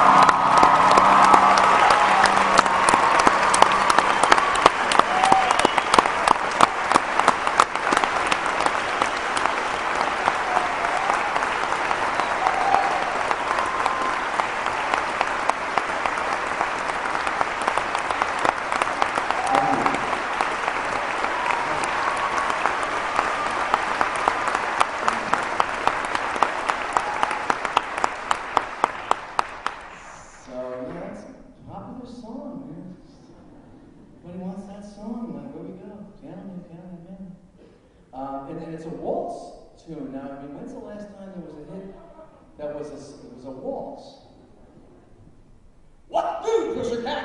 Whoa, whoa, whoa! What's new, pussycat? Whoa, whoa! I had to stuff socks down a bit. Whoa! Pussycat, pussycat, got foot and pop and pop. It's a waltz. You know, who dances waltzes anymore? Actually, it's a very romantic dance. And speaking of the waltz, this gives me the opportunity to do something shorter that I wrote. A waltz. This is another waltz that I wrote. Want to do a waltz? Which one? I choose. No, I'll flip your coin. Want to do that? Which one? I have two waltzes. Which one's shorter? Okay, this is now. Anybody ever go to not here. This is down in Baldwin, I think. It was called Nunley's Happy Land. And there was a carousel. We used to go. We thought this was like, Disneyland. They had this rinky-dink carousel and a boat ride with this dirty water, And there was a clown that went, woo, we went, this is great, Mom and Dad brought us to Nunley's Happy Land. Anyway, so they are restoring the carousel from Nunley's Happy Land. And I started writing this waltz when I was in Russia back in the 80s. And because things in Russia...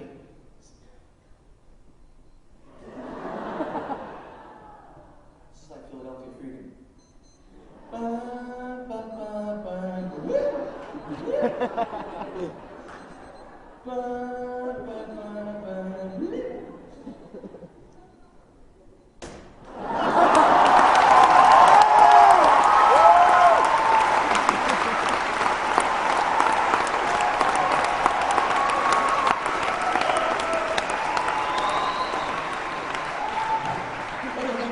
$7.99 is a good cheap trick for $7.99.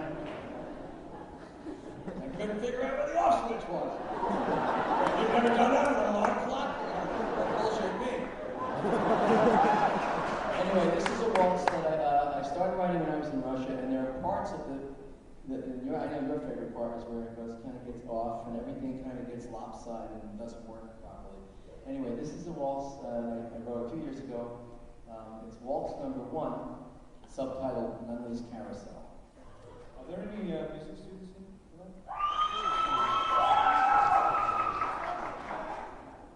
Someone turn my pages?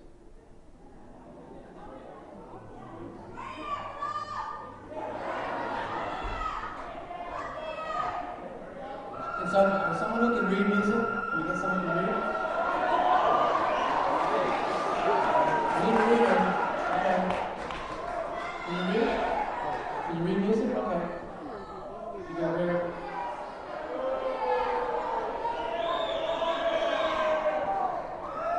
Oh, we got somebody there. There's no prize. Oh, we just need someone to turn the pages because we don't need a company.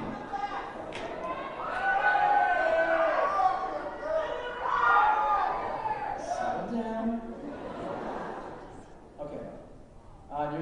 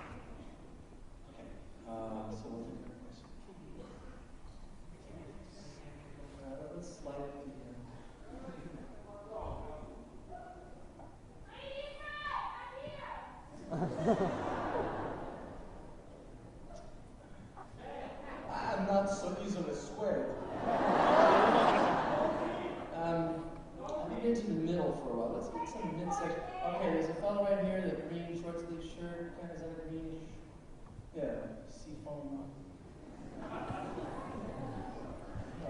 faded khaki areas.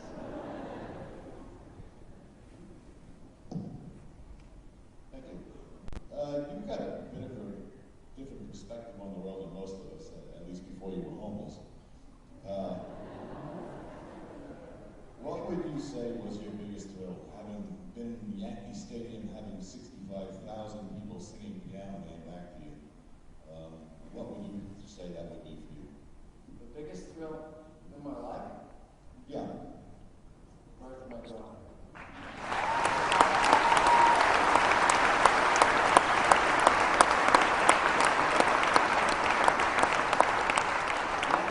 Everything else pales in comparison to seeing this new life. She plays the piano now, you know. And she's pretty good. She's getting better than I was. She's more consistent with her practicing. When I'm recording with her, I don't know. She's left-handed, which for a piano player is great because all the melody stuff happens with the right hand. So your ear can kind of pick out the melody stuff, and most of us are right-handed, left-handers. They can pick out the accompaniment, which is really hard to get and messes up a lot of people who try to take piano lessons. The left hand will stop anybody cold. She got through it because she was left-handed, so she has this great voice. She's this little petite thing, and she's got Ethel Merman kind of like, and she sings, and she just walks around the house, and she's like, I used to call her boombox. I always knew where she was because she'd be singing all the time. But that's, come on, anybody. That's got to be the biggest thrill for anyone is having a child. So, everything else is kind of pale in comparison to that. Let me take another question. So I got some music stuff. There's not really the music business and the, you know, and composition or recording or road stuff, you know. Okay, over here, there's somebody leaning towards somebody over here.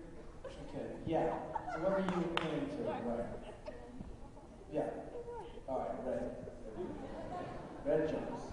The seats are red. Yeah. Hi, I just basically wanted to let you know that you are truly God's gift to music.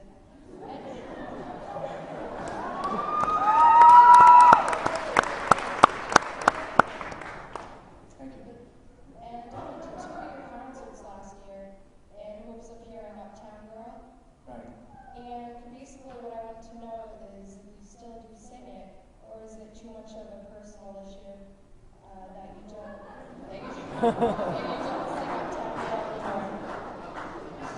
Thank you. That's kind of a dishy question. No, I just, to sing Uptown Girl, see, that was kind of, I did an album called Innocent Man, and it was kind of my tribute to the music that I grew up with, which is like soul and R&B and doo-wop and Motown and all the music I loved just prior to the Beatles that came out. I loved these oldies. And Uptown Girl ended up, it started out, this was after I got divorced from X1. I was dating a couple of different people. And the song started out, I was living in New York City, Uptown Girls, which wasn't going to sit well, you know, when I finally ended up with the girl. So, but it started as, and I'm trying to say that I realized in the album, you know what I don't have in this album? I don't have an homage to Frankie Valli and the Four Seasons. Big girls don't cry, Sherry baby. Frankie Valli sang like, somebody had their hand, right? Sherry baby, oh what a night, late September. You know, this guy was like way up here all the time. You know, how does this guy do this every night? Like Sting does it. You know? Roxanne, you know how to put gas tonight. It's yoga, whatever it is he does. I don't know. Yoga, something. These guys are singing really, really high. So Frankie Valli sang that. So I wanted to do like a tribute to the Four Seasons. Now they had a song called Rag Doll, which is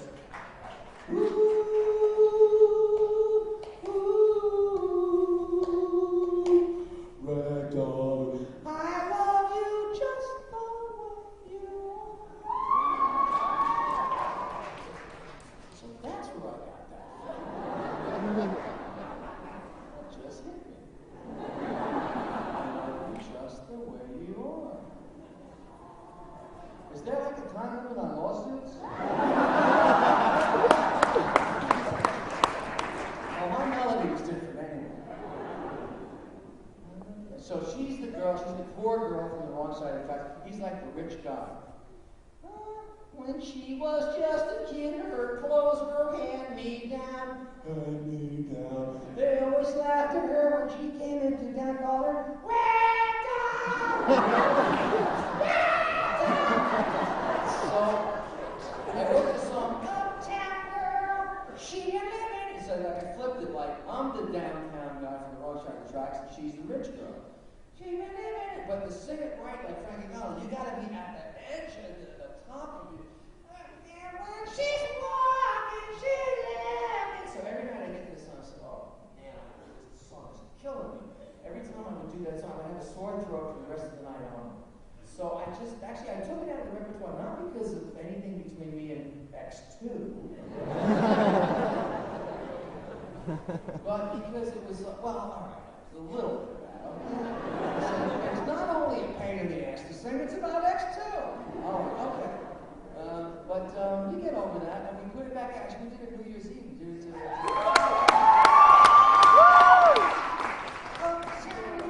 And the audience went, oh, we should have been doing this for a while. It's a big hit.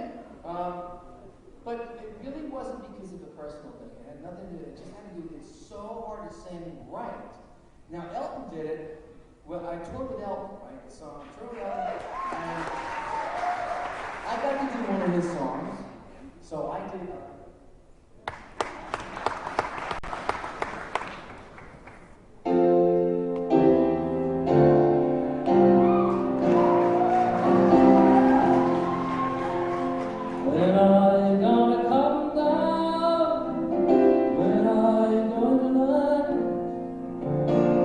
Should have stayed on a farm, I should have listened to my old mind.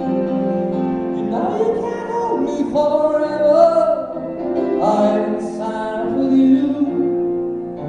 I'm not a present for your friends to open, this boy's too young to be singing the blues.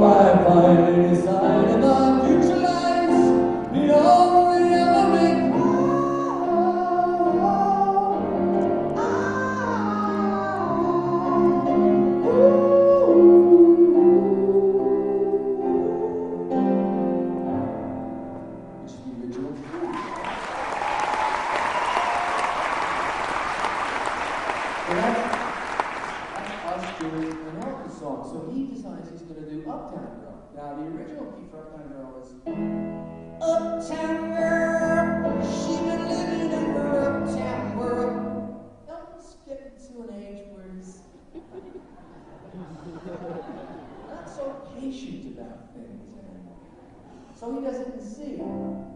Uptown girl, she been living in her uptown world. She getting tired of her last time, and on the present from her. So we're backstage listening to good. This really kind of sucks this year. But that was the key he wanted to do. What am I going to do? I'm going to say, you know, you can't do it. You can try to tell Elton you can't do something. So, that was another reason we said,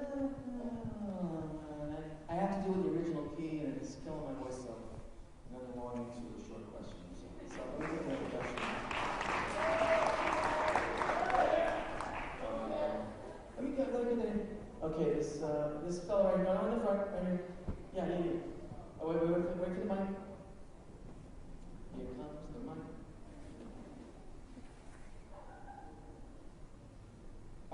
Did you ever feel there was a time when like show business and everything was too much for you, and then you always wanted to back out, like I say with paparazzi, because Diana, when it came to be a unfortunate accident. My question pretty much is, have you ever felt there at a point in time like you just wanted to just give it up, because you just thought it was too much? Okay, that's a good question. show business, celebrity. See, I didn't get into doing this to be famous.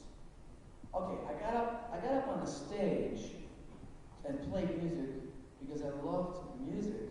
I wanted to meet girls. Okay. I was never going to meet girls because of how I looked. I never had a great car. I didn't have cool clothes. My hair wasn't that good. So I would play music and I would meet girls. So this is my way of communicating with the opposite sex. So music was a great way to meet people. And I loved music ever since I was a little kid. I wanted to make a living as a musician. And I have to tell you, I've won Grammys, I've got platinum records, I've got Rock and Roll Hall of Fame tchotchkes, I've got Songwriter Hall of Fame I got tchotchkes you wouldn't believe. Some of the nastiest looking tchotchkes. The Elvis Award, the Edison Award, the Leap Year Flaming Piano Player Award, Sideman Award, and it just means you're not getting paid enough, really. Here's for not getting all the money you should have gotten. You guys go, thank you so much. And the celebrity aspect of it is bizarre. It's the weirdest job. It's the best job I've ever had, but it's the weirdest job I've ever had.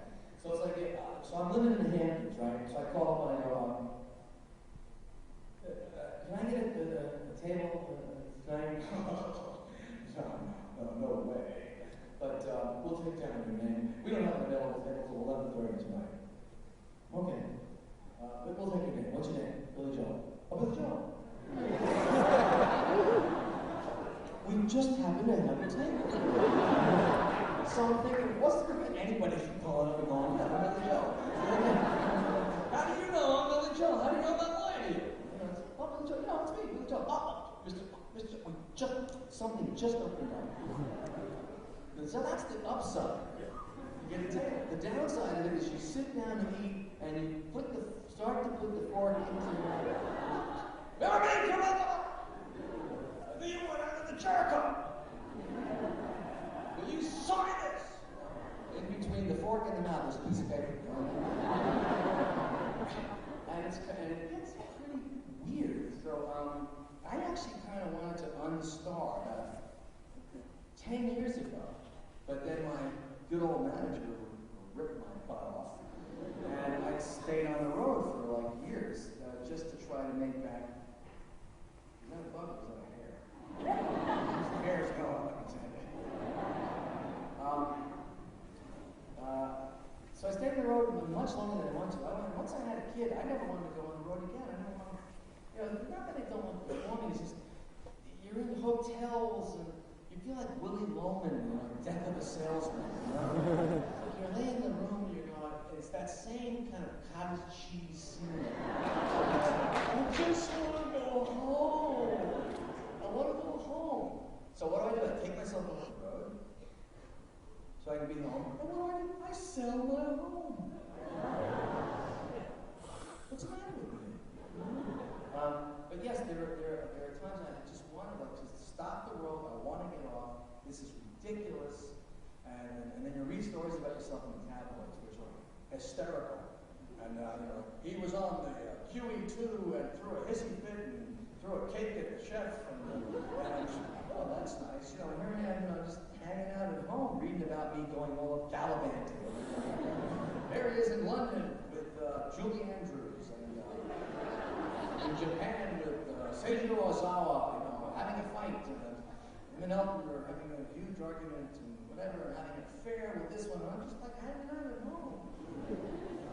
And there are people who actually go around imitating you. There's a guy, see, nobody's really, until videos, nobody really knew what I really looked like. So there would be guys who were like kind of gnarly looking guys who would say they were Billy Joel. We'd go, oh, you're gnarly looking, yeah, you're Billy Joel. Charging up hotel bills, running around with limos, and impregnating women, right? And I would get a letter from like, we have your child here. You were in Kansas City and in such and such a date. And no, I wasn't. I was in Luxembourg or something. I can prove it, but this woman says, well,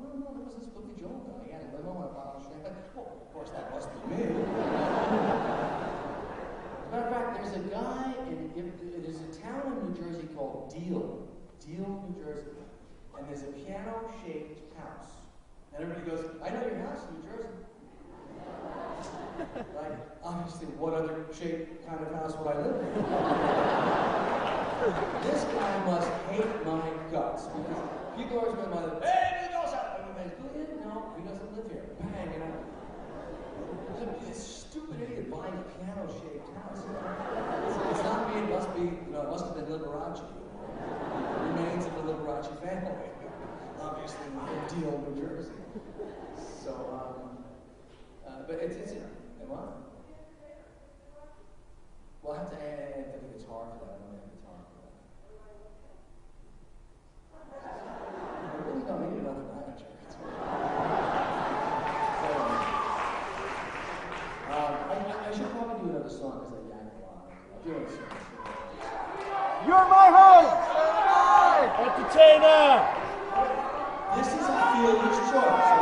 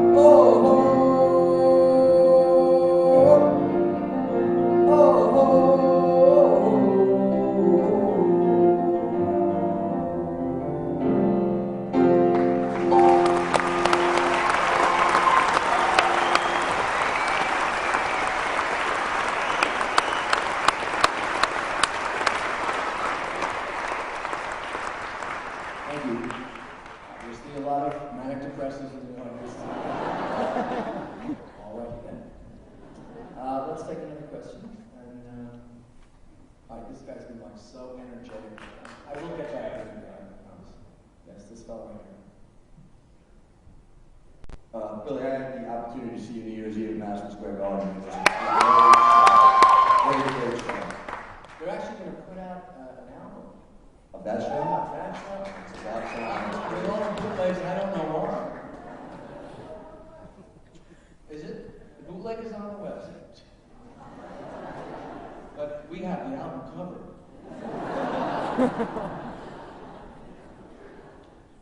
I feel like it's almost obligatory to ask you about the framing of scenes from an Italian restaurant, and maybe the restaurant that was kind of behind it after the song.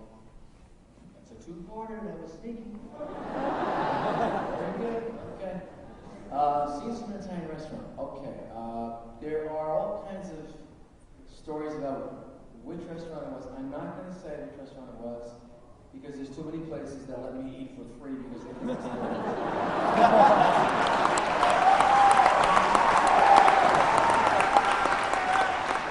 Funny part of the job, when I had no money, everybody wanted my money. Now I have lots of money. Nobody wants my money. Except ex-managers too. Restaurant people, no, you don't pay here. You don't pay here. I said, well, then I come back here all the time. What am I, stupid? Your money no good here. Right, I'm living here. I'm renting. How much you want for the place? Nothing. Your money's no good.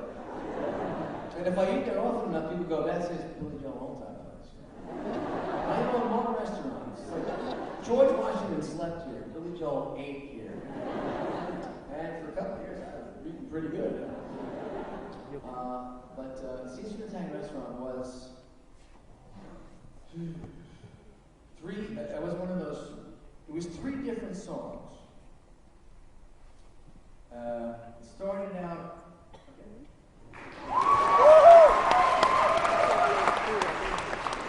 Like the middle part of the song, like the entree, the main chorus. It started as the main chorus, one of those Gilbert and Sullivan things. Like any young man, this is the world of the young man with his record last dance in his record. But then the baby with the bucket stood, looking at the queen in the rock, riding around with the cars all down in New York. Oh, we looked terrified. Oh, it's more than the parkway by now. We never knew we could want more than that of life. Sure, the Brenda and Eddie, but always know how to survive. Yes.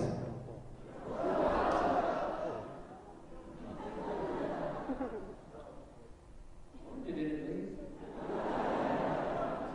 Anyway. So that was, so I said, okay, so that's the, it was called originally The Ballad of Brenda and Eddie, because everybody in Hicksville seemed to be named Brenda or Eddie. Everybody I knew was like Brenda and Eddie, or Dominic, or Teresa. Maria, Vinny. What do you want? You want Brenda and Eddie? You want Vinny and Teresa? Who do you want? Brenda and Eddie. So that worked. So there's not enough. I need. Okay, we got the main course. Now we need like a salad in between. And we need like an appetizer. We need a starter. You know, like scenes from an Italian restaurant. You know. Yeah, some people like nervously. They know who they are. So it wasn't just like some tourist place. It was really. So I'm sitting there, and I think it was like Benito 2 or Angelo's on Mulberry, and I'm sitting there, and I got this idea.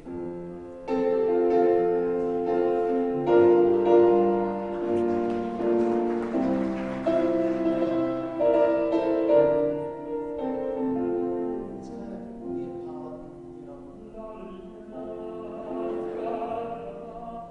And so I'm going to sit, and the waiter comes over and he goes, "Hey, Mr. Joel, how are you today? What would you like? White? Red? Thank you." Bottle of white, bottle of red, perhaps a bottle of rosé instead. And rosé, don't ever try this stuff. It's horrendous. Everybody used to drink that instead of Matus and Lancers. Get a table in the street, so now I'm setting the scene. Okay, so we're getting in our old familiar place. You and I, face to face. Bottle of red, ooh, bottle of whites. All depends upon your appetite. I'll meet you anytime you want in our Italian restaurant.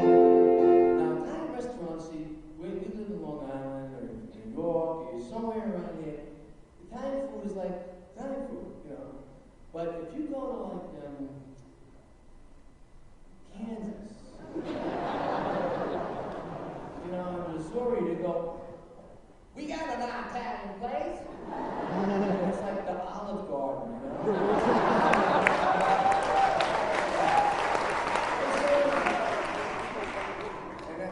and they offer you like a salad that is either tangy or zesty. I don't like either of those words. I just want a salad. Well, we have the tangy salad, we have the zesty. You like a pizza? Well, we'll have a pie. No, we don't have pie here. We're a pizza hall. Well, I'll just have a plain pie. No pie. What kind of topping would you like? Topping? Why do I have to have topping? Why can't I just have a pizza pie? But you mean you just want pizza without any topping? Yeah. Is there a problem? You don't want the onions and the bagels and the this and the that. No, and then you get the plain pie and you realize why they put topping on it. You're just trying to hide this bubble gum on dough. So I get to the, have you tried something on an Italian restaurant? So now I realize, so I've got the internet search, so I need time passing. You know, like they would do in the movies, the calendar pages.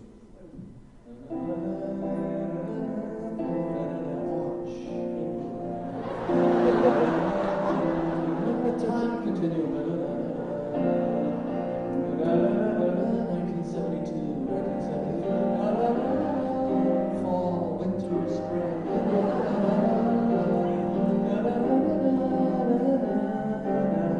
And here we are, and where are we going to go? So I had this song I used to write. I used to live in Oyster Bay. And I had this little apartment in Oyster Bay. And I wrote this stupid song one day. Things are okay in Oyster Bay. Me and Bob, who was the sound man that I fired. Me and Bob and a meatball hero, fishing poles and onion rolls, playing on the piano all day. There's a yell at the old doorbell. Brian is there with a bottle of Flashman's. Get in the mood for Chinese food. Beep-a-dabba-dibba-dabba-day. So I said, things are okay with me these days. Got a good job, got a good office, got a good wife, got a new life, and the family's fine. Lost touch long ago, lost weight and did not know you could never look so nice after so much time. You remember those days hanging out at the village green, engineer boots, leather jackets, and tight blue jeans. Oh, you got me down at the box play a song about New Orleans. Like, wow, New Orleans, where the hell is that place? Cold beer, hot nights, my sweet romantic teenage. And a Dixieland, of course, once you say New Orleans.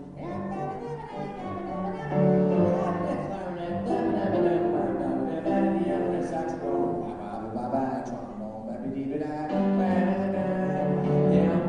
Dixieland, just bear with me.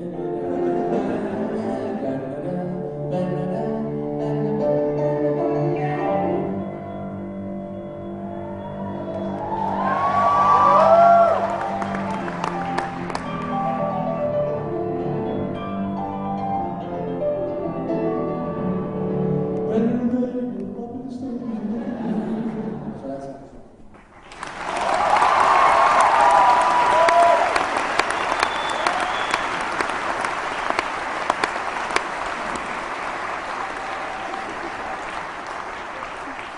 So, take a few more questions.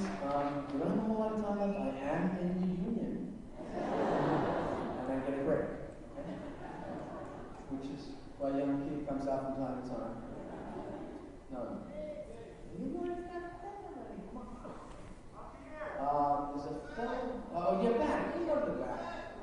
Okay, there's someone standing up here with two hands, jumping up and down. Okay, got my attention. Work. Okay. Why did they put aisles? This. Big spaces between the rows. Right, so more bodies can pile up on each other in a big hurry to get away from the fire. Yes. Yes, hello. Hi. Where do you see the development of yourself as a musician and as an individual going in the next decade? The development of myself. As an individual and as a musician.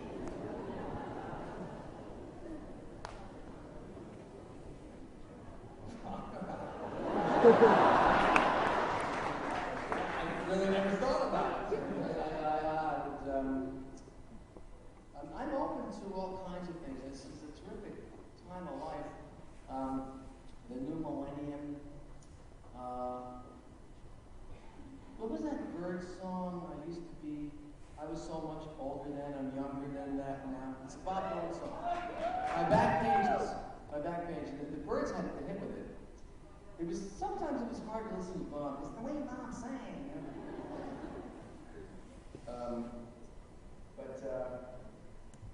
I was so much older then. I'm younger than I used to be. Just because I'm open. I used to think I was closed. I used to think I knew everything. Everything was black and white. Everything's kind of gray right now. And maybe I'm not right about everything. So where I'm going as an individual, fate will take me. Well, no matter what plans I make, life will come along and whack me upside the head. And here's where you're going. You think you're going here. Well, Jerry brought you out, but you're going. Because, I heard that Jerry was looking for a house. That was one thing. And so I said, what can I do? And he got aced out of 2 deals, and one guy was upping him the price and upping the Jerry price. He walked away and said, that. And then he was in a deal with a couple, they were getting divorced, and that deal fell through. So I'm a mutual friend, both of ours, Paul Ryan. So I said, Paul, tell Jerry to come to the house. Stop and take a look at my house. I'm banging around this big house for years out in the Hamptons, The summertime, it's beautiful out there, but there's all these, fanny packers walking around summertime. There's another Joe! There's a Steve Spielberg! There's Doug Baldwin! So nobody goes anywhere, In the summertime, it's the nicest time of year. And then in the wintertime, it goes like this. There's nothing going on. You cannot eat, you cannot shop. You cannot meet people. This is the Siberia of Nolan. So it gets a little, I'm never going to really fully leave. I have a daughter there, so I'm always going to, be around for her. But Jerry comes over and he looks at the house. There's no broker. He sits down and goes, okay. So how much you want? So I throw it wasn't the number in the New York Post, by the way. I should have started there, actually.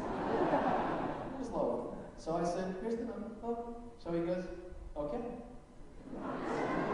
Figuring he's going to knock my ass way down, And I said, okay. He goes, okay. I said, all right, let's go out and eat.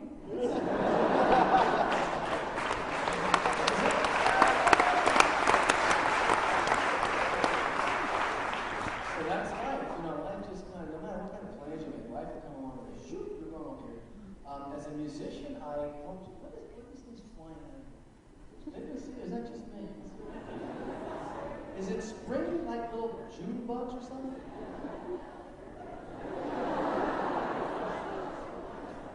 Or is it just somebody's got to dust this place once in a while? I hope to develop as a musical writer. I'm continuing to write classical pieces. I'm hoping to somehow make it into the 20th century soon, because I'm writing 19th century style pieces.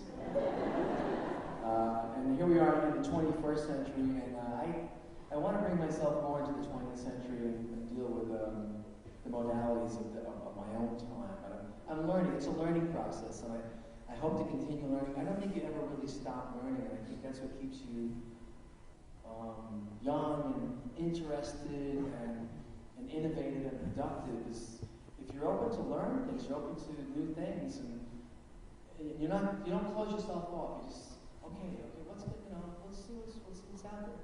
All the possibilities. So that's where I'm going as an individual and a musician.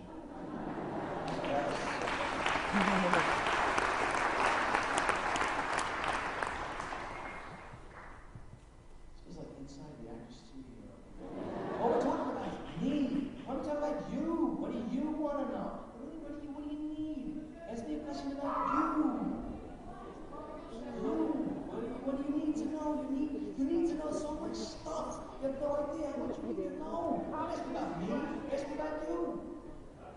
What do you need to know? You need to know I got it. Will I what? Will I marry you? Well, obviously that's more about you than about me.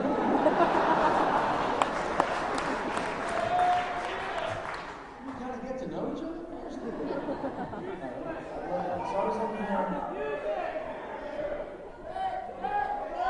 Okay, this guy right here. He's a very earnest looking young fellow here. Thank you very much.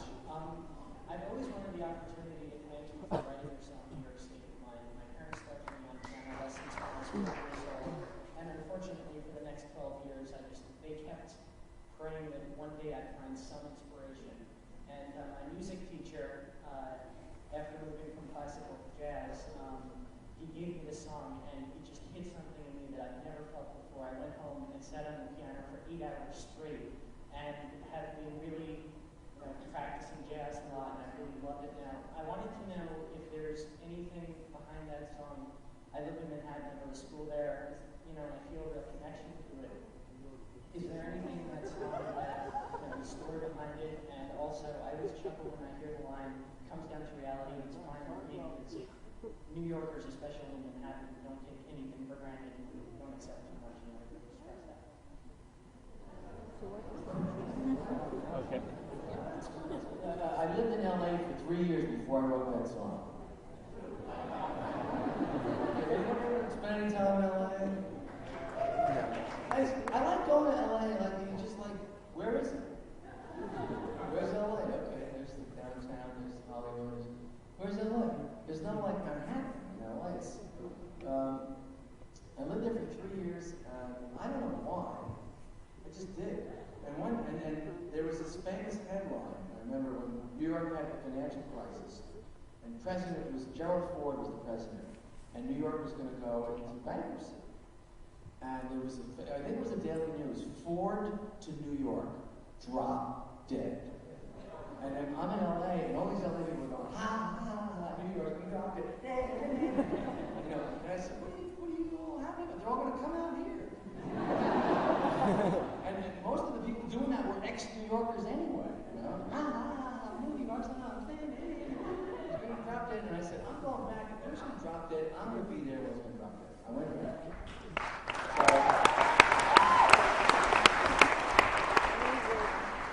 How sick I am. So I didn't move back to New York City. I moved back to this place, Highland Falls. You ever been there? It's pretty. It's sort of like, the Hamptons in the wintertime, in the summer. I'm riding, I get to the airport, and I have to take a Greyhound bus. It's like right below West Point, where I live. And I'm on a Greyhound, I'm on the Hudson River line, I'm in the New York State line. This is a good idea. So I get to this rental house that my first ex-wife had found. And she goes, the piano's upstairs. I said, hi, Howard. Ran upstairs, and I wrote this song in half an hour. I love when that happens. And then I took care of business.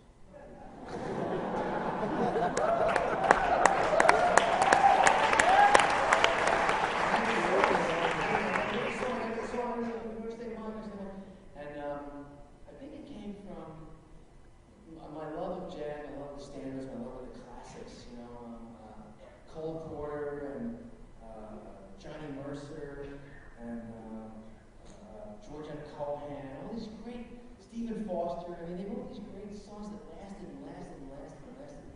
And I wanted to write a song that would last a long time. I don't know. It just got me. I was an ex-New Yorker coming home. And sometimes you gotta go away from where you're from to realize, how much you want to be back there again. And when I left New York, I was like, who cares? I don't want to know here. Bye, see, bye. I go to LA, I'm in LA. Oh wow, LA's so minimal now. It's groovy and sunshine. The weather's great. When the weather's great,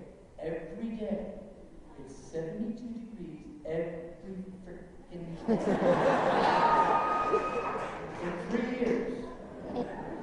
It's the same freaking weather. Outside, I bet you the sun's out today. It's just like, just give me a little rain. Just something. Snow, or rain, or cloud, something. No, beautiful day, every day. Damn beautiful day. What am I going to do with it? So I missed it, and I went back, and I ended up going back to Manhattan. But New York State of Mind it was just one of those songs. It was like it just kind of came over me. I was almost like a cipher. It wasn't even me. It was there, and I kind of stuck my hand in that cloud at that moment. Which anybody who's ever written, you must know this feeling. That inspiration thing is like, oh, that couldn't be me. You know, that had to be God did that, and I just bumped into it. Thank you, God. And Mozart, his whole life was like that, which is why it took him when he was about 33. So, let me play it.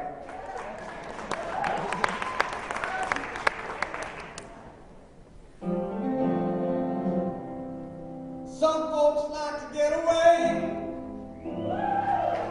take a holiday from the neighborhood, have a flight to Miami Beach or Hollywood. I'm taking a Greyhound on the Hudson River line. I'm in a New York state of mind.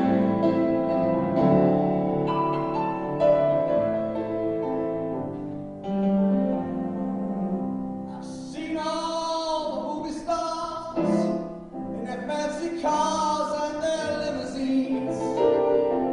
Been high in the Rockies, original lyric, on amphetamine. I know what I'm needing, and I don't want to waste more time. I'm in a New York state of mind.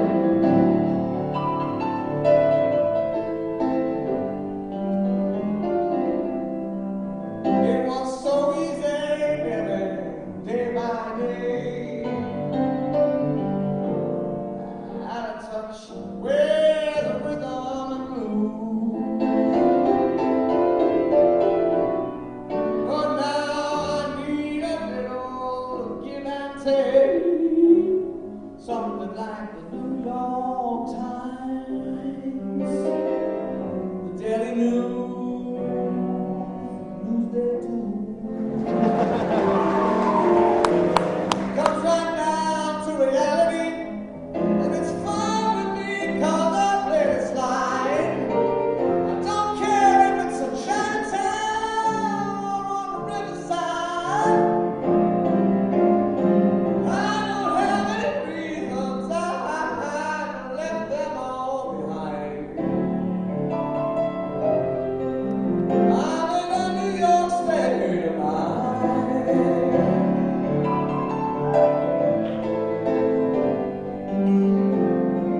I'm just taking a Greyhound on the Hudson River line.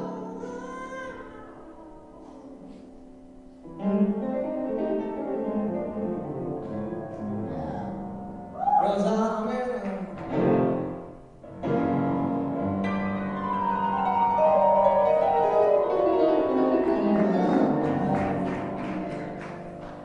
in a New York state of mind.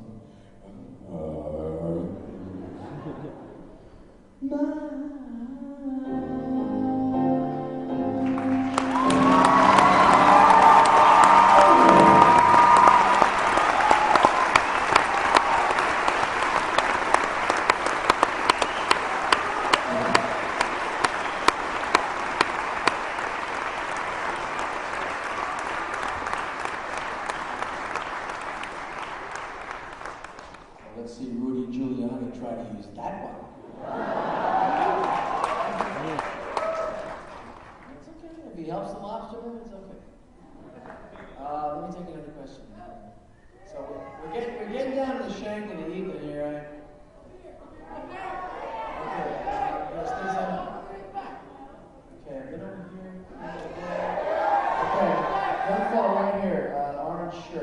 Yes.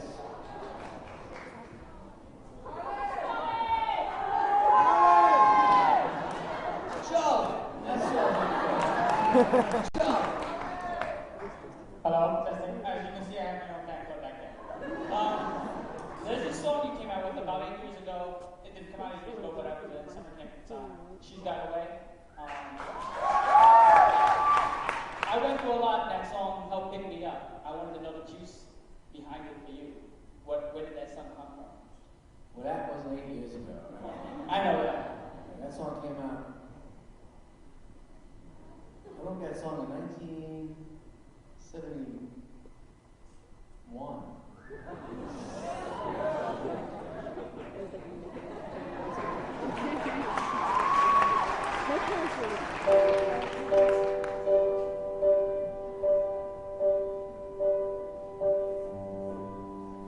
She's got a way about her. Don't know what it is, but I know that I can't live without her. She's got a way of pleasing me. I don't know what it is, but there doesn't have to be a reason anyway.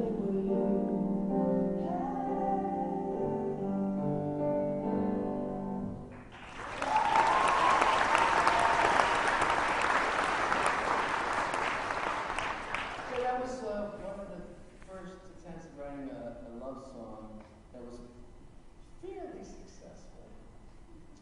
And then, I don't know, it didn't work out.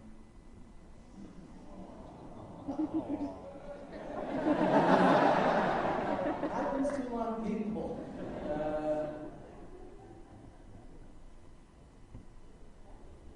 They put another clock up here? I wanted to write something really, really simple. It's very hard to write simple. All the good small amounts of notes with small intervals between them, which make for good melody, have been used up. One of the great songs of all time uses very, very small intervals. It's a piece of music written for a human voice. Beethoven recognized this. He wrote the Ninth Symphony. Small movements.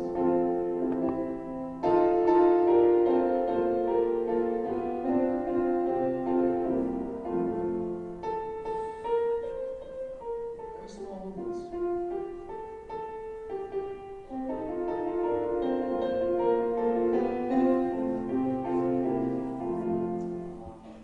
My favorite song, it's very simple, of all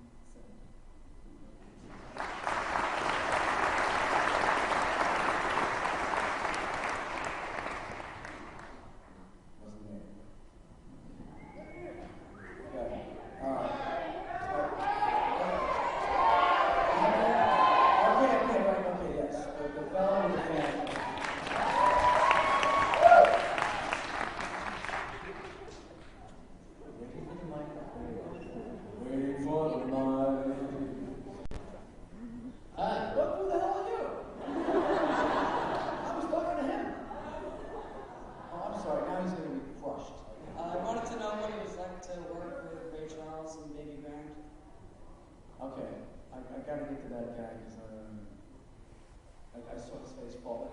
I will get to it. What was it like to work with Ray Charles? Very scary. Because he walks in and says, like, if Ray's not in a good mood, like everybody around Ray is walking like this. And I'm a huge fan of Ray Charles. I mean, my first singer hero that I remember was Ray Charles. I mean, that he made country music understandable for somebody from New York. Remember the country music was, I can't stop loving you. I made up my mind to live in a trailer park. All the living on night. Ray Charles did it. I can't stop loving you. I made up my mind. I said, oh, now with that memory, yes. Oh, I live a long time. And so I'm going to do a recording session with Ray Charles. So I knew we wanted to do something with me, wanted to record something with me, and I wrote this song. I said, what do I have in common? I'm this kind of schlubby white guy from Levittown, and he's a famous blues black man from Georgia. What do we have in common? And my daughter had just recently been born, and I had decided baby on me, baby. And Ray plays the piano, baby piano. Grand. And I'm in a restaurant. It's in East Norwich. It was Brook. Wow, I just thought of it. Brook restaurant. He wasn't even there. I don't think he ever set foot in there. It was 25A and 106. Do you know what that is? And they had a piano. Like nobody was there. It was like 3 o'clock in the afternoon. And I started to write this song. What do I have in common with Charles? Well, the piano, baby grand. So I started writing a song.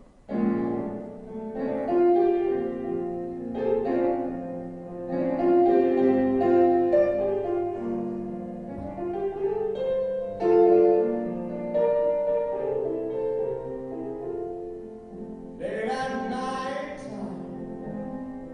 when it's dark and cold. Now, I'm in backgrounds by myself, so I think I'm Ray Charles. I'll reach out for someone to hold when I'm blue, when I'm lonely. She comes through. She's the only one who can. My baby grand is all I need. The way it's going, that's not the bad, no. So I go into the studio and I'm going to record. There's a 30-piece orchestra, strings. This is in LA, big expensive session. And I'm thinking, oh my God, I thought this session was Ray Charles. And he walks in and he looks just like Ray Charles. It's Ray Charles. He walks in, it's like the Washington Monument walked in the studio. I got the shades in, and I'm thinking, oh my God, I'm from Levittown. I haven't got a soul.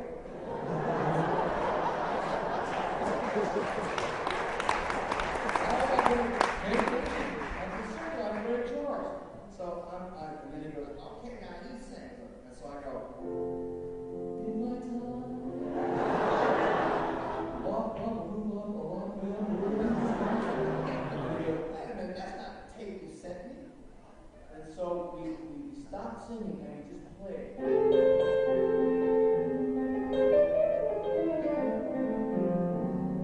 And then we clicked, and then we started to sing, and it all worked out.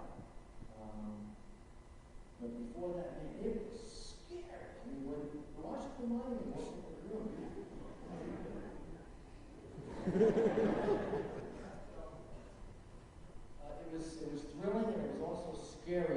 think the best stuff has to be kind of scary.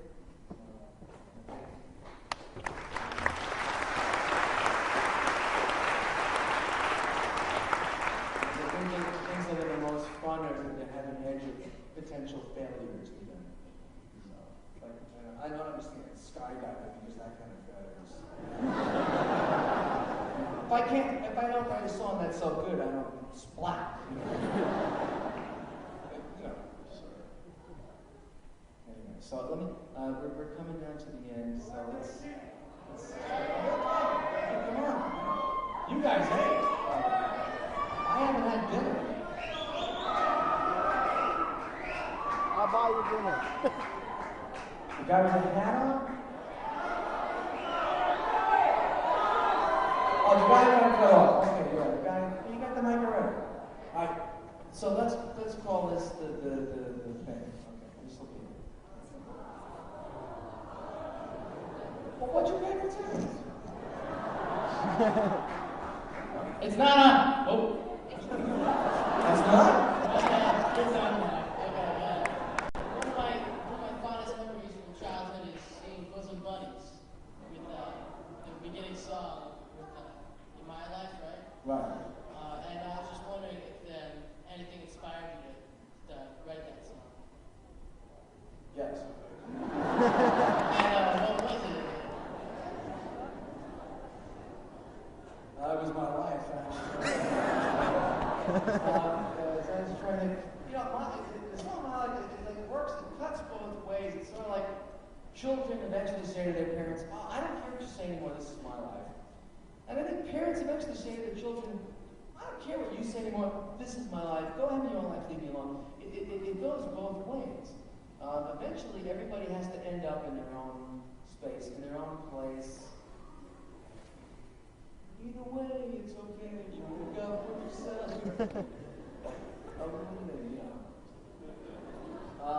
My life was,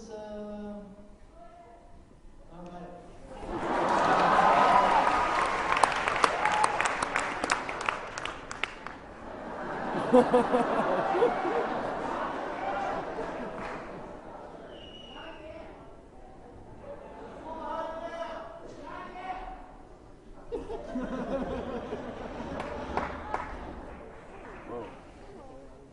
This is one of those pieces for people who really don't have a very good left hand.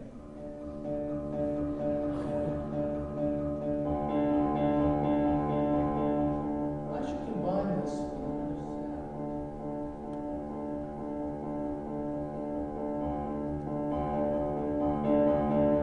and there's an effect like a whoosh whoosh. How do you get the whoosh whoosh effect? This is tech talk, okay? Chorus. Is it whoosh whoosh?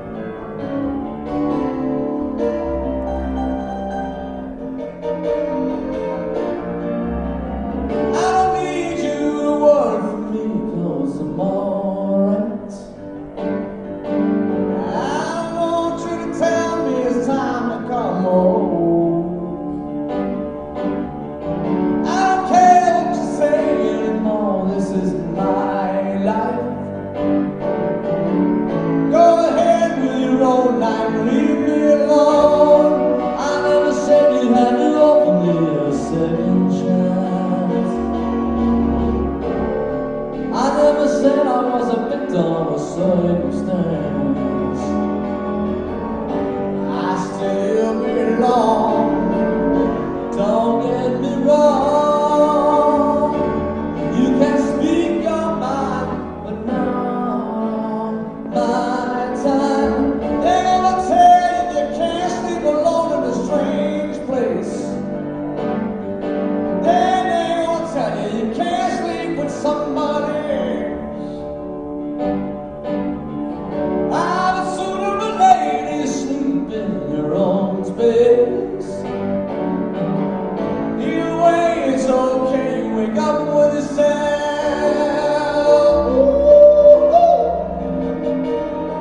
Hey, hey, hey, hey.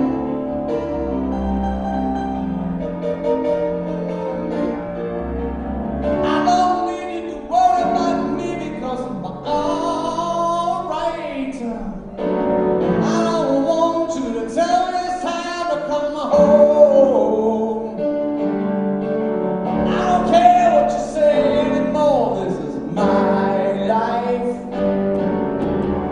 Go ahead with your own life and leave me alone. Oh, keep it to yourself. Oh, it's my life. Oh, it's my life.